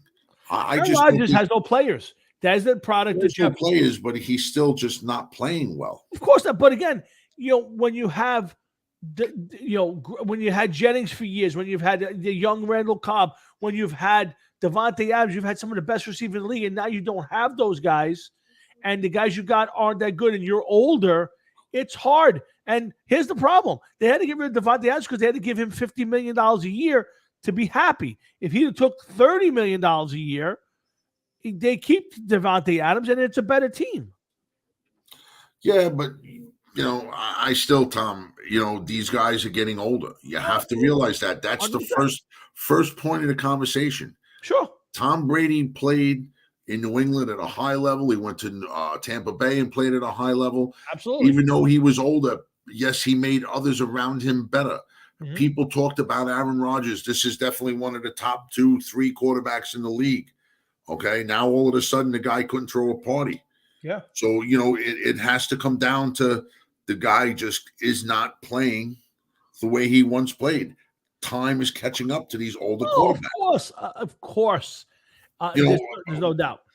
A quarterback that before, I'm going to use this real quick. Sure. I was reading it today about Matt Ryan. Uh-huh. And I'm shocked that the Baltimore Colts, that the Indianapolis Colts are going to turn around and bench him. I'm absolutely shocked. Correct. Because I was looking, I'm gonna get to it right now at the stats. Mm-hmm. Right? And right now, 4th in yards in the league, Matt Ryan. Yep. With 2008. Okay. Completes. I don't know if this will do it. 1st in the league in completes with 203 completes. Okay. Attempts. 2nd in the league with 297 attempts. Completion percentage. He is, where is he? He's 5th with 68.3. Average yards per throw. Okay, he's 6.8. He's number 22 in the league. Yeah. Yards per game. Okay. Now I understand that he's getting a little bit older. Don't get me wrong. Where is he? He's a little bit. He's in the 2-somethings. He's 4th at 286 yards a game. Right. Touchdowns. He is 10th with 9 touchdowns. Why is it that's it for him? I don't understand. Why make the switch now at week 7? Well, the first problem is he's not playing anyway, no matter what, because he's hurt. So what I said to Matt before the show was, I think he was cleared to play, Tom. I don't know. Last I read was he's hurt and he wasn't going to play anyway. But instead of saying, hey, he's hurt and he can't play, so we're going to play Ehlinger, they said we're benching Matt Ryan and Sam Ehlinger's going to play. And to me, if Ehlinger falls on his face and is brutal, all you've done is piss off Matt Ryan and embarrass the guy. Why not just say the guy's hurt and then wait till see how Ehlinger plays before you decide to crown him the new guy? So I think it's a bad job on Frank Reich and the coaching staff. But you're right. I don't think it's all on Matt Ryan. But this is a team that I thought was a quarterback away, a game managing quarterback, not a great one, just a game manager. And he has been far less than that. He has not played well. I understand what his stats are. He has not been a good quarterback this year. And that offense is brutal. That team's been bad. I mean, they're winning. Go on. I know. I'm just saying. So, they've come back. They've won a few games recently. But this is a team that, realistically last year I thought was a deep playoff contender. I expected bigger things this year. And so far, so good. So far, not so good. They're a team that's 3-3-1. They've lost one now. Okay, they lost their streak is they lost one game. Yep. All right. They scored 113 points. They given up 140 points. There's plenty of. I'm not advocating for this guy. It's just I just don't see the sense of urgency to get rid of him when they're not all that bad of a team. There's plenty of other teams, and they're still hanging around there for a playoff spot. Yes, yeah, that aren't. They're one game out of first place in that division. I agree with you. I'm with you. I think it's a dumb move. I just threw the Bucks game on first quarter, 5 minutes in. Ravens 3-0 over the Tampa Bay Bucks in Tampa, and Tom's about to get the ball back now. I think it's sad for Brady. I think the wife didn't want him to play. I suppose I read before the show that she basically gave him an ultimatum: if you want to fix your marriage, retire from football. Now I don't know if that means finish the year and retire. I don't know if that means retire right now. I don't see him as the kind of guy who would retire right now, but that's got to be a tough one, Jeff. The guy who played really well last year, I think threw for almost 5,000 yards, or if he didn't, and you still have an ability to do something, and you just you can't have your wife pulling the rug out from underneath you. Well, Tom, it's quite evident to me that Giselle has a bigger penis than Tom. That's very possible. And he took a stand and she pulled it out and she bopped him in the head with it. Yeah, and now he can't throw the ball like he was once able to. And well, he's not playing terrible. I mean, the stats aren't terrible. He hasn't been great, and I'm watching right now. But at the end of the oh boy, what a terrible pass that just was. But I looking back, I wish he would have walked away. If this was how he was going to play and go through, to me, it ain't worth it. But to each his own. I don't think it has anything to do with Todd Bowles being the coach. We said many times with a lot of these guys. Ben Roethlisberger was the last one. Eli Manning was almost another one. Yep. Where they stay just 1 year too long. Yeah. And then does it tarnish what they did? Sometimes it could. Yeah, I think Roethlisberger stayed 2 years too long. Eli was definitely a year too long, I think. But, it's hard. I guess, Jeff, if you're them, you may not see it. Maybe the team. I mean, don't forget, Pittsburgh's still played well those last years for Ben. He just wasn't good. And that last year he was bad. I mean, look at it. Look at Peyton. The year before, the guy's throwing 40 touchdown passes. The next year, he can't throw the ball 10 yards. How do you know when it's that time? That's the question. You've been elite. You just had a great season. How do you know that, all right, I should walk away today? Like, you know what I mean? Like, how do you really know? How do you really know, Tom? You go out on the field with a receiver and you start to throw the ball. And when you throw the ball as a quarterback and you're like, you know what? I used to throw this ball this way. Now it don't do that no more. Yeah. Maybe it's an off day. Okay. I throw a few more passes and I'm like, I used to be able to fucking hit that paper cup off that guy's head from 25 yards.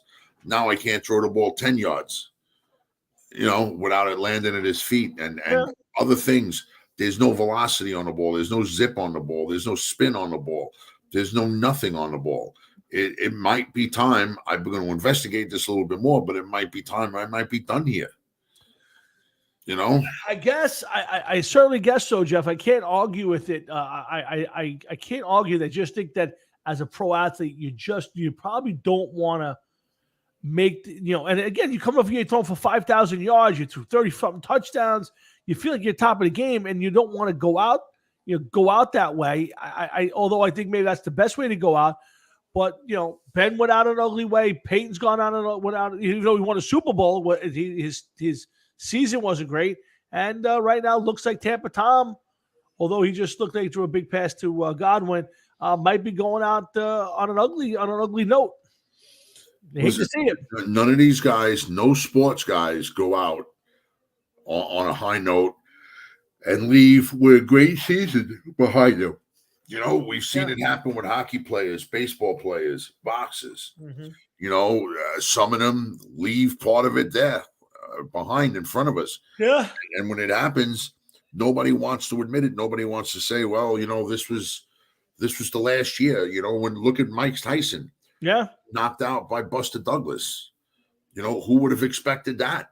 Yeah, well, and that was at the height of his greatness. I remember him trying to stand up. I remember him getting knocked out and watching the mouthpiece fly. Yeah. And watching him putting the mouthpiece in, and I'm like, there's no way this guy's getting up. And sure enough, man, they called it. Yeah. And it was like sometimes you were kind of disappointed too, and you were like, Mike Tyson knocked out by Buster Douglas. That's how this ends. Who's Buster Douglas? Yeah, nobody. You know, I don't even know if Buster Douglas is alive right now. He is alive. He is? Yes, Buster Douglas is definitely alive. In fact, he has a line of bourbon out. So I think it's a line of what? Bourbon. Yes, he has a bourbon line. Really? Yes. I know that because last year we interviewed a guy from a band that I'm trying to get a name of them now. SJ is the guitar player. I'm friends with him on Facebook. So High, yes.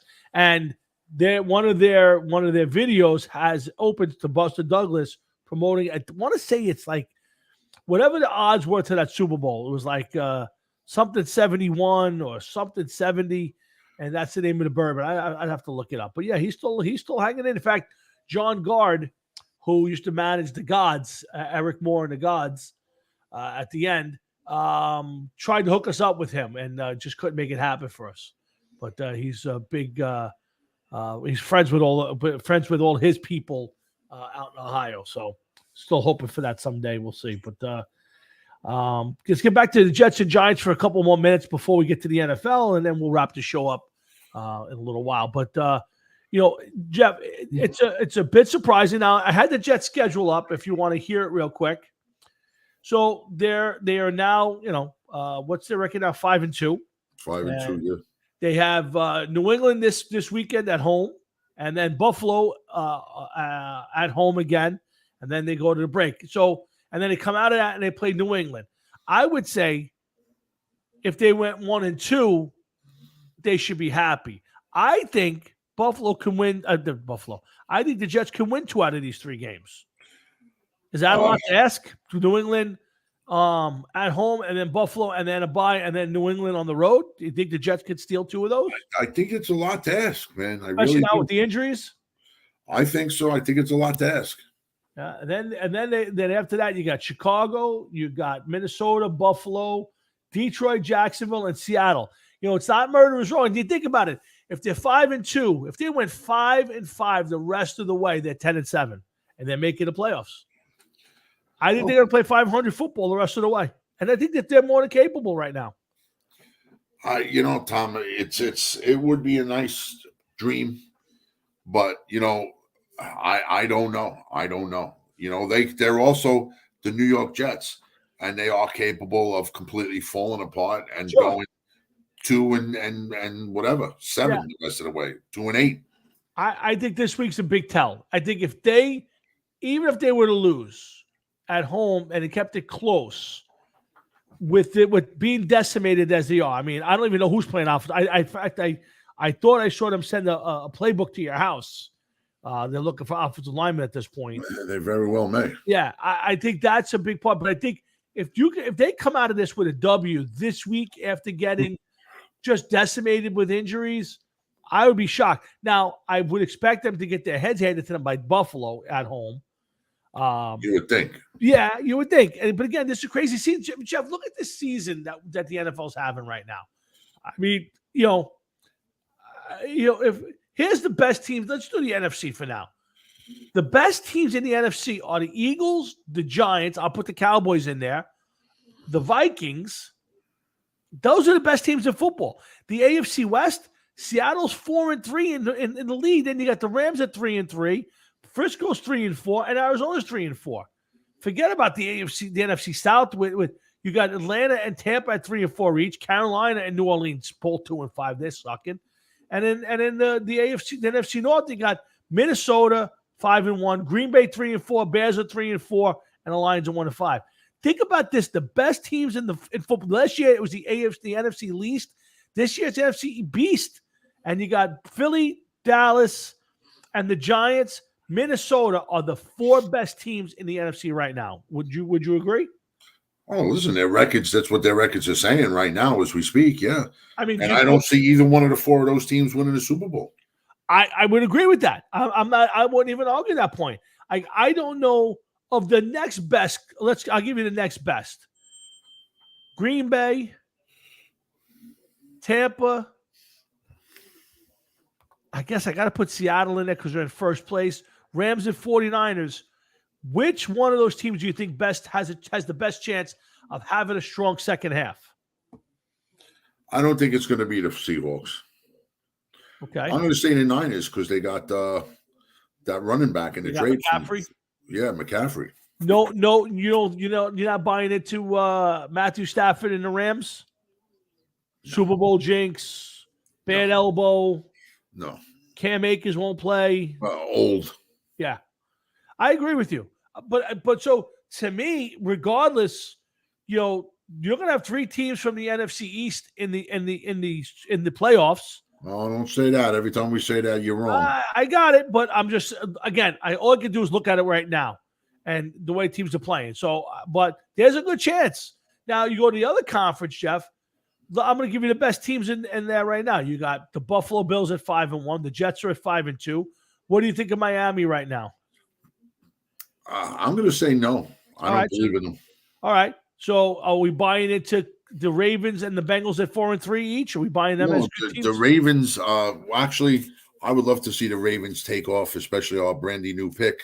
Yes. So I would love to see that. But as far as the Bengals go, Jamar Chase injured. Yeah. So at least 4 weeks. Yeah, just back right before the playoffs, for probably 3 or 4 games before the playoffs. And Joe Mixon ain't done dick.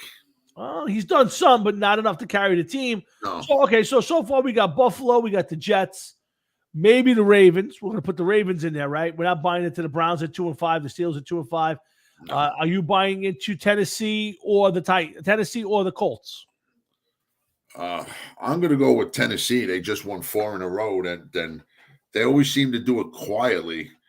I just think that this may be their last year doing it together. Okay, so we'll add Tennessee into the mix. And then in the West, a division I thought would be much better. You got Kansas City at 5-2. The Chargers are disappointing 4-3. Vegas is 2-4, and the Broncos are 2-5. Obviously, you're buying into Kansas City. Are you buying into the Chargers? Herbert had a good year last year. I don't know about this year. I'm going to say no. So right now you got Buffalo, the Jets, maybe on Miami. We're going to go Baltimore. So that's 5. Tennessee is 6. And Kansas City is 7. So there's 7 decent teams there. And then right behind that, you got the Chargers. You got the Colts. Bengals, I'm not sure. They scored a ton of points, but yeah, they're hurting. And then, of course, the Dolphins. And who knows about the Patriots at this point. So the AFC is a much better conference at this point, with probably the top 2, in my opinion, the top 2 teams in Buffalo and Kansas City. I would say we should really all be looking forward to that AFC championship game rematch. I think you're going to have from last year. I still say that's probably one of the best football games I've ever watched. Oh, okay. You're believing that your team is going to be in the AFC championship game? Is that what you're trying to tell me, Santa? No. What are you trying to tell me? No. I'm saying AFC championship and beyond. Oh, and beyond. I got you. Yeah. Welcome to the Hard Rocket Sports Miracle Cure Night. I believe Jeff has some serious brain issues, and we need your help. So please donate to the GoFundMe page. And we'll get Jeff some serious medical attention that he obviously you know what part of the problem is? What's part of the problem? You're not a believer. I am not a believer. I think you guys got a few holes. You guys had a really good chance of having the AFC offensive and defensive rookies of the year. I mean, I think Sauce Gardner's hands down. He's already got 8 or 10 pass defense. He's got a couple of picks. Sauce Gardner is the real deal. And Bryce Hall was on his way. I think he had a real good chance of absolutely sweeping the Rookie of the Year honors in the AFC. Well, listen, did you see my name for the show? I did see your name for the show. Which is? Sauce. There you go. I refuse to call you that. Enough to say. But I would tell you, so I still think, listen, I'm going to temper it on a little bit on the Jets.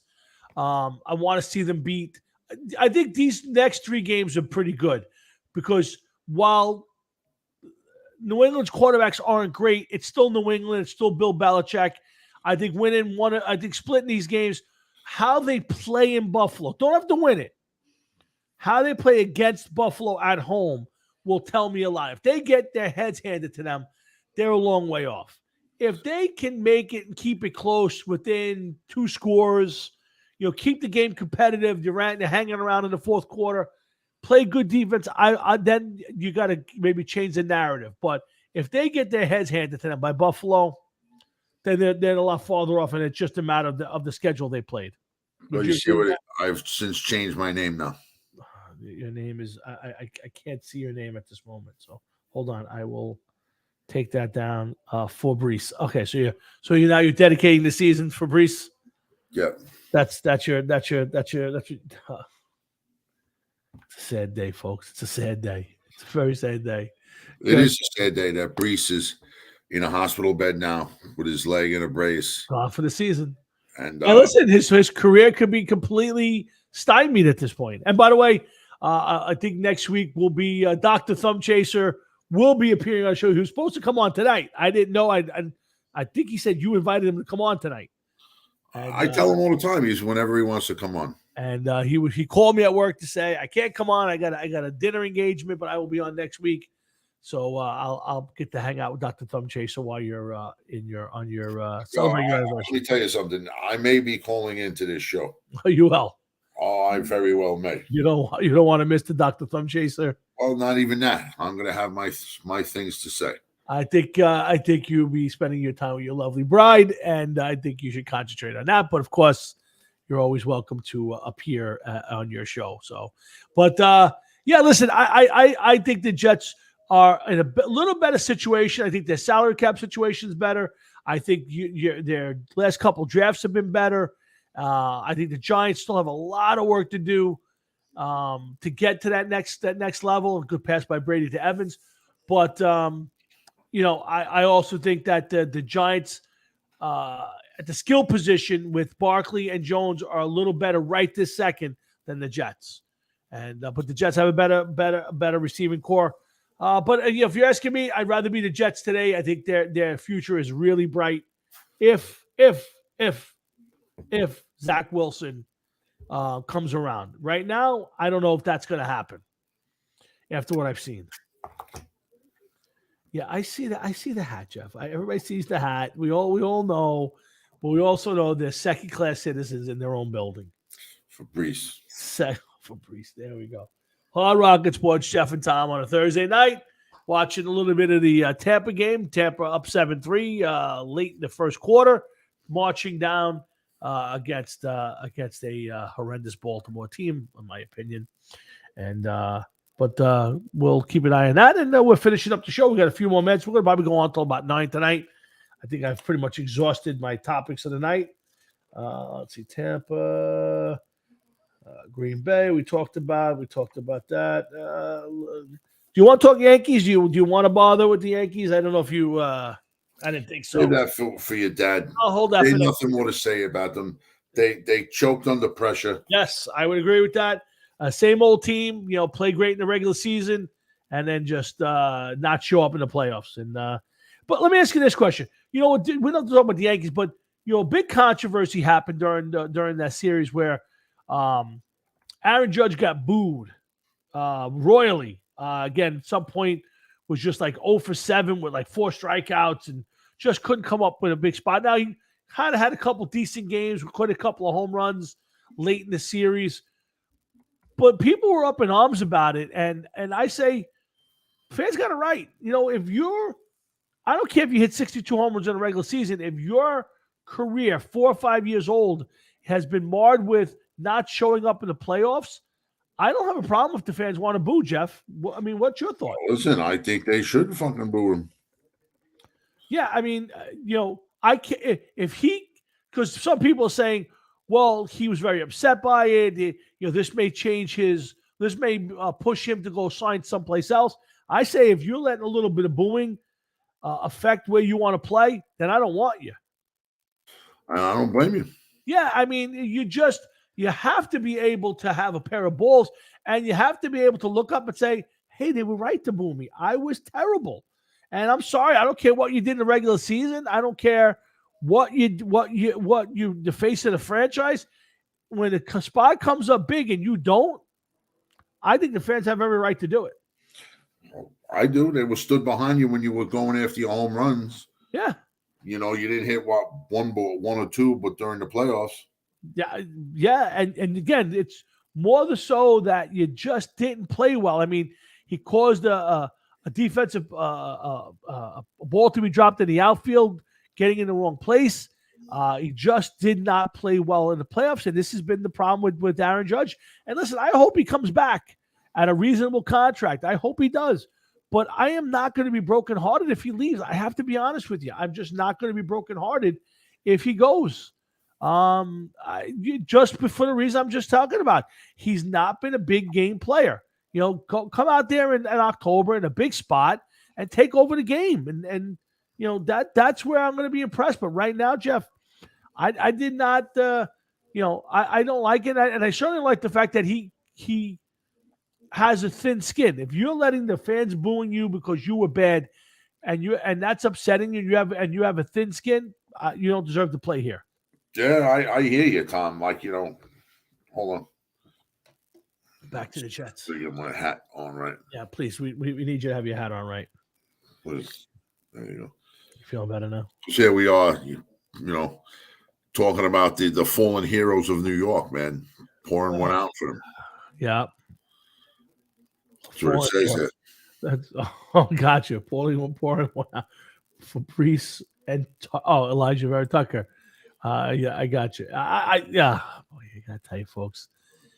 I guess the half man never showed. He was complaining he wanted to be on, and I can't figure the half man out. Why do you say that? I don't know. I don't know if I should get too deeply involved in it. Probably not.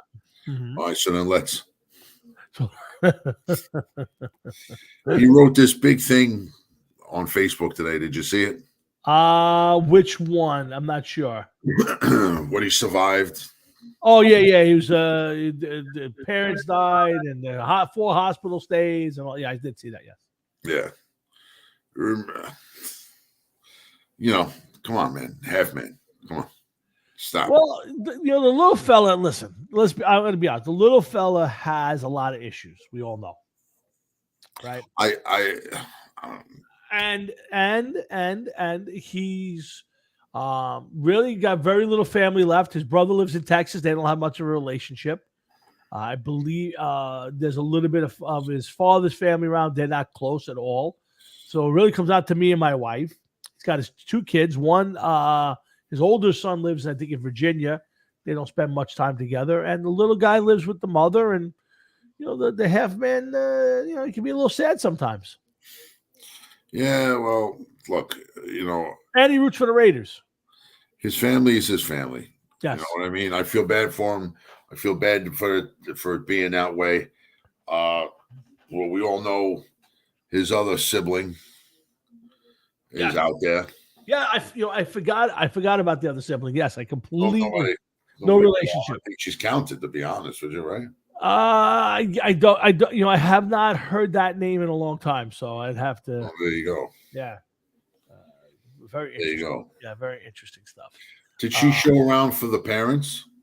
I think at the end, I think she has changed her life around a little bit, and I believe there was a relationship there. Yeah, but before the parents passed, the dad passed, and then the mom moved to Texas and got sick. And then she passed away. Nicest people in the world. Oh my God!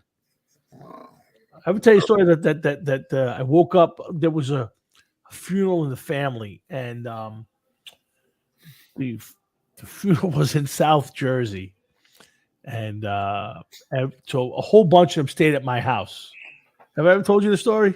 I don't know. Things just pop into my mind when I start hearing stories about them. I'm sorry. So everybody comes over. I don't know if we ordered food or my wife made food, whatever it was. We had dinner. Everybody hung out, and then I went to sleep, and I woke up. Had to be like 2 or 3 o'clock in the morning, And in my old house, there was 4 bedrooms upstairs, and in one of the bedrooms was Dom's parents. And I come out of my bedroom. I must have wanted to get something to drink. 4 o'clock, 2 or 3 o'clock in the morning, and Dom's father standing in the hallway in the dark. Nicest guy in the world, the absolute nicest man in the world. And I said, "Dom, you okay?" And he goes, "Yeah." Now he looks just like his son, built the same way, everything. And I said, "All right, can I get you something?" He goes, "No." And it's very nervous. And he finally stopped me. He goes, "There's a problem." I said, "What's the matter?" He said, "The toilet. I stuffed it up." I'm sorry to say this on the air, but no, please. So now I'm like, all right, what do I do? So I said, "Don't worry about it. Let me go get a plunger. I'll clean it up because I just, I'm really sorry before you go in there." Yeah, if I tell you this, I can gag right now from it. It was the worst smell I have ever smelled in my life. I'm still smelling it in my head. It took me an hour to unclog the toilet. An hour of plunging and sticking things, and I finally got it. And I just was like, "Oh dear God in heaven, he can't come here ever again." I don't know what he ate. I don't know how much of it he ate. I don't know how it came out. You didn't see any of it, did you? I had no choice. I'd open the toilet up. I'm fucking plunging away. I'm fucking splashed with the fucking dirty water. I'm like, and the whole time I'm sweating and I'm gagging. And it's just I'm telling you, it was every bit of an hour to get this toilet unclogged. And I just wake up to work the next morning and I went, "Never again." Just what I would have turned around and said? Go ahead. I couldn't care less who had heard me at that point in time. I would have woke my wife up because it was her family. And I would have said, "Tamara, I want you to get on the phone, call up Scaramix, give them the dimensions of the bathroom, have them send a chute in here and fill that fucking thing up with cement and seal it off." That bathroom needed an exorcist and holy water and the whole bit because it was the worst smell. I'm telling you, I wanted to go and see if his kidney came out in there. It was just foul. And that bad, dude. I'm gagging on it right now. I'm telling you, it was. I tried every trick. I was boiling hot water to pour in there, like anything to and all it was just filling up the bowl.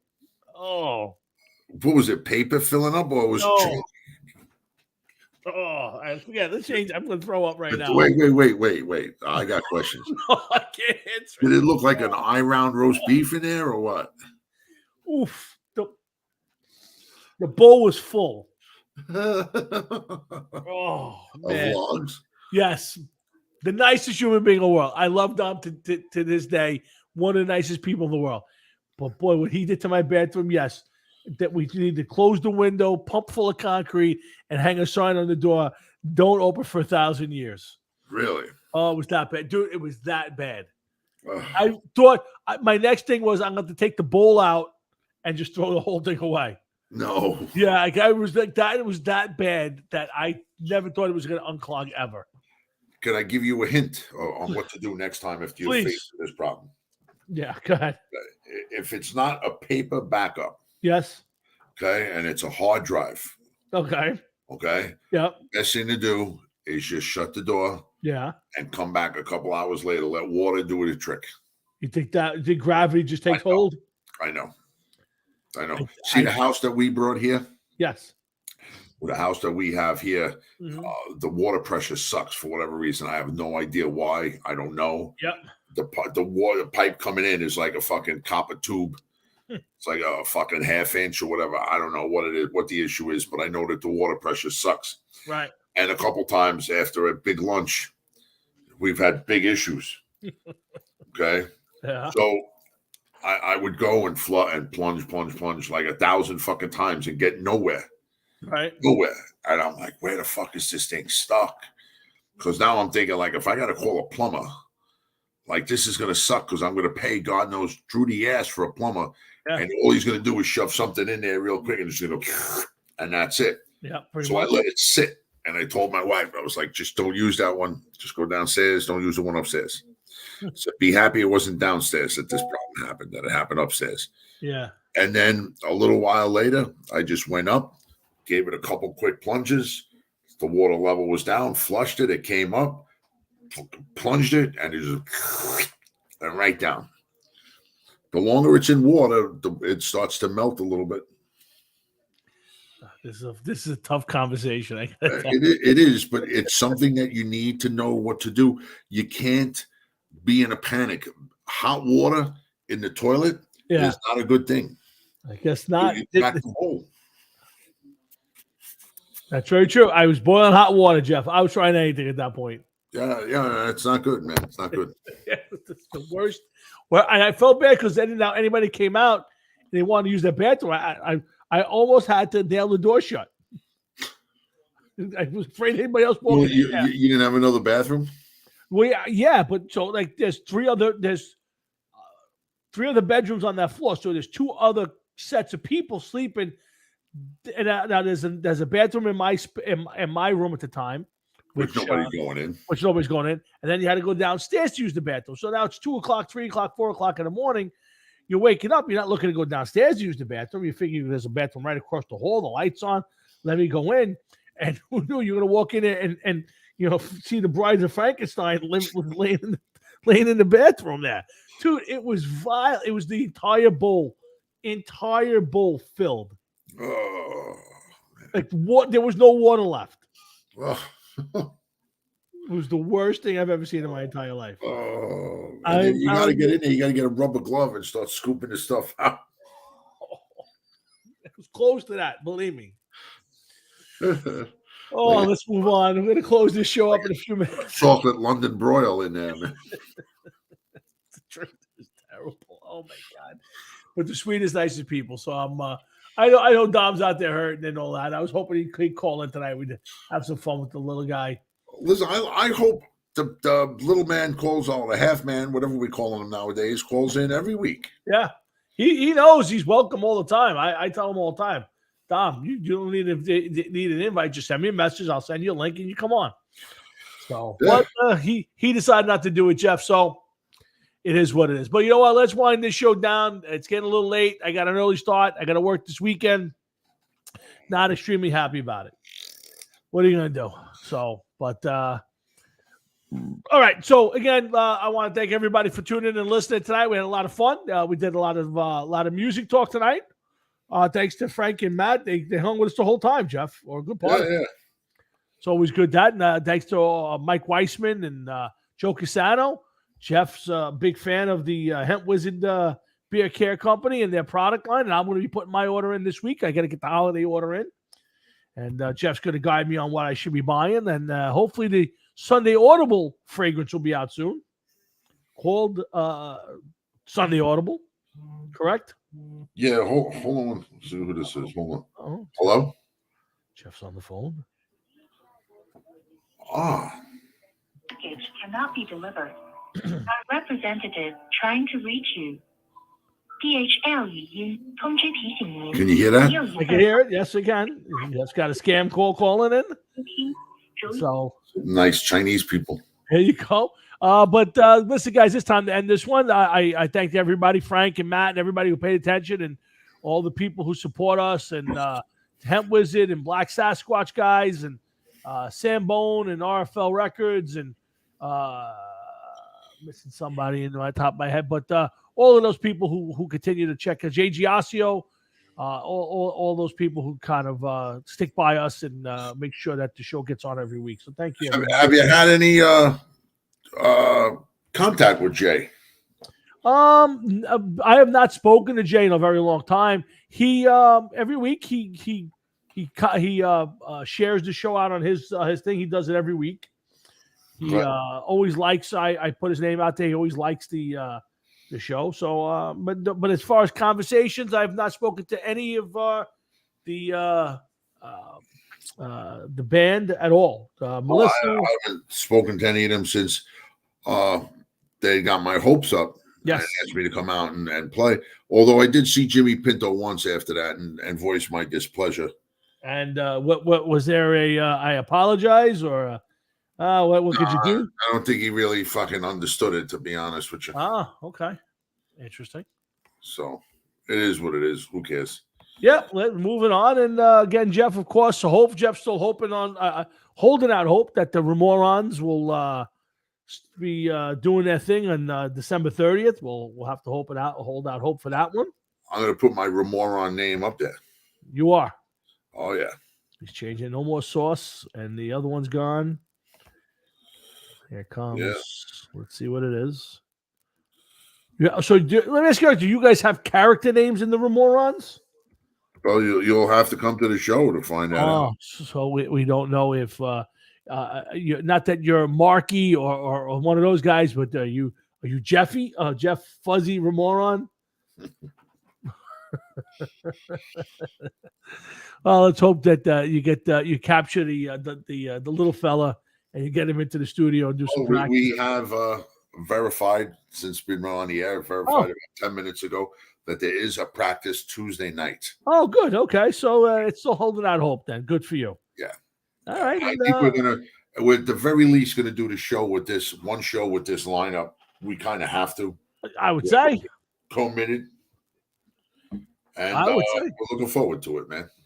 Oh, well, listen, we're all going to be looking forward to December 30th. I will absolutely positively make my way there for the show. So hopefully everything goes smooth and it happens. And of course, guys, you got a lot of football this weekend. The Jets home to New England, the Giants on the road at the 4:00 game in the sparkling hour in the primetime game. The Giants in the Seattle. You know, who would have thought, Jeff, at this point in the season, week 8 of the NFL season, that the Giants and the Geno Smith-led Seattle Seahawks would actually be, on paper, a decent game this week? Hard to believe. Isn't it? Yeah. Hard to believe that. Is this the real Geno Smith that we're watching now and who was wasted all these years in the NFL and now all of a sudden has decided to come out and play? Yeah, an interesting conversation. Yeah, I mean, who knows? I guess we'll find out over the next couple of weeks. No DK Metcalf this week. So we'll see how that affects Geno. But the Giants have a big matchup. The Jets trying to keep Bill Belichick tied with George Halas. So we'll see how the Jets do at 1:00 on Sunday at home. And of course, like I said, the Giants and at 4:00 in Seattle. This is a game where I can see the Giants losing, going across country. They get the Texans and then a bye week, and then the Jets have Buffalo and a bye week. So a couple interesting weeks for the locals, and we'll bring that back to you next Thursday. Although Jeff won't be joining me, I will be solo. I believe Jeff Westlake will be joining me next week for a few minutes to talk about his. I think he's produced a new a tribute album to Eric Moore and the Gods. John Gard reached out and asked me if I would have Jeff and one of the other guys on and play some of the music. So I thought while Jeff was away, it'd be a good spot to do that. So next week I'll have Jeff Westlake join me for a few minutes. Maybe the Dr. Thumb Chaser will be joining us. He was full of venom and fire today. He was spewing all sorts of lube. Go get the lube and stick the lube. I don't know. It was a whole tirade for about 30 seconds. So Dr. Thumb Chaser will be on, and maybe my dad will be back. So I'll give Jeff the last word on another Thursday night. Jeff, take it away. It's your last shot. Fun night, man, in the books. That's it. Thursday, October 27th is done. A couple hours of sports and music talk. Always great to do it with Jeff and with you guys. I hope you guys have enjoyed yourself. So, listen, it's going to be a beautiful weekend, I think. I don't think there's any rain in the forecast, but I'm working at least a portion of it. So, I don't know how much I'll be enjoying it. But, again, for you guys out there, enjoy your football tonight. Good football weekend. Enjoy your week, and we'll see you back here next Thursday night when the Hard Rock and Sports Show returns.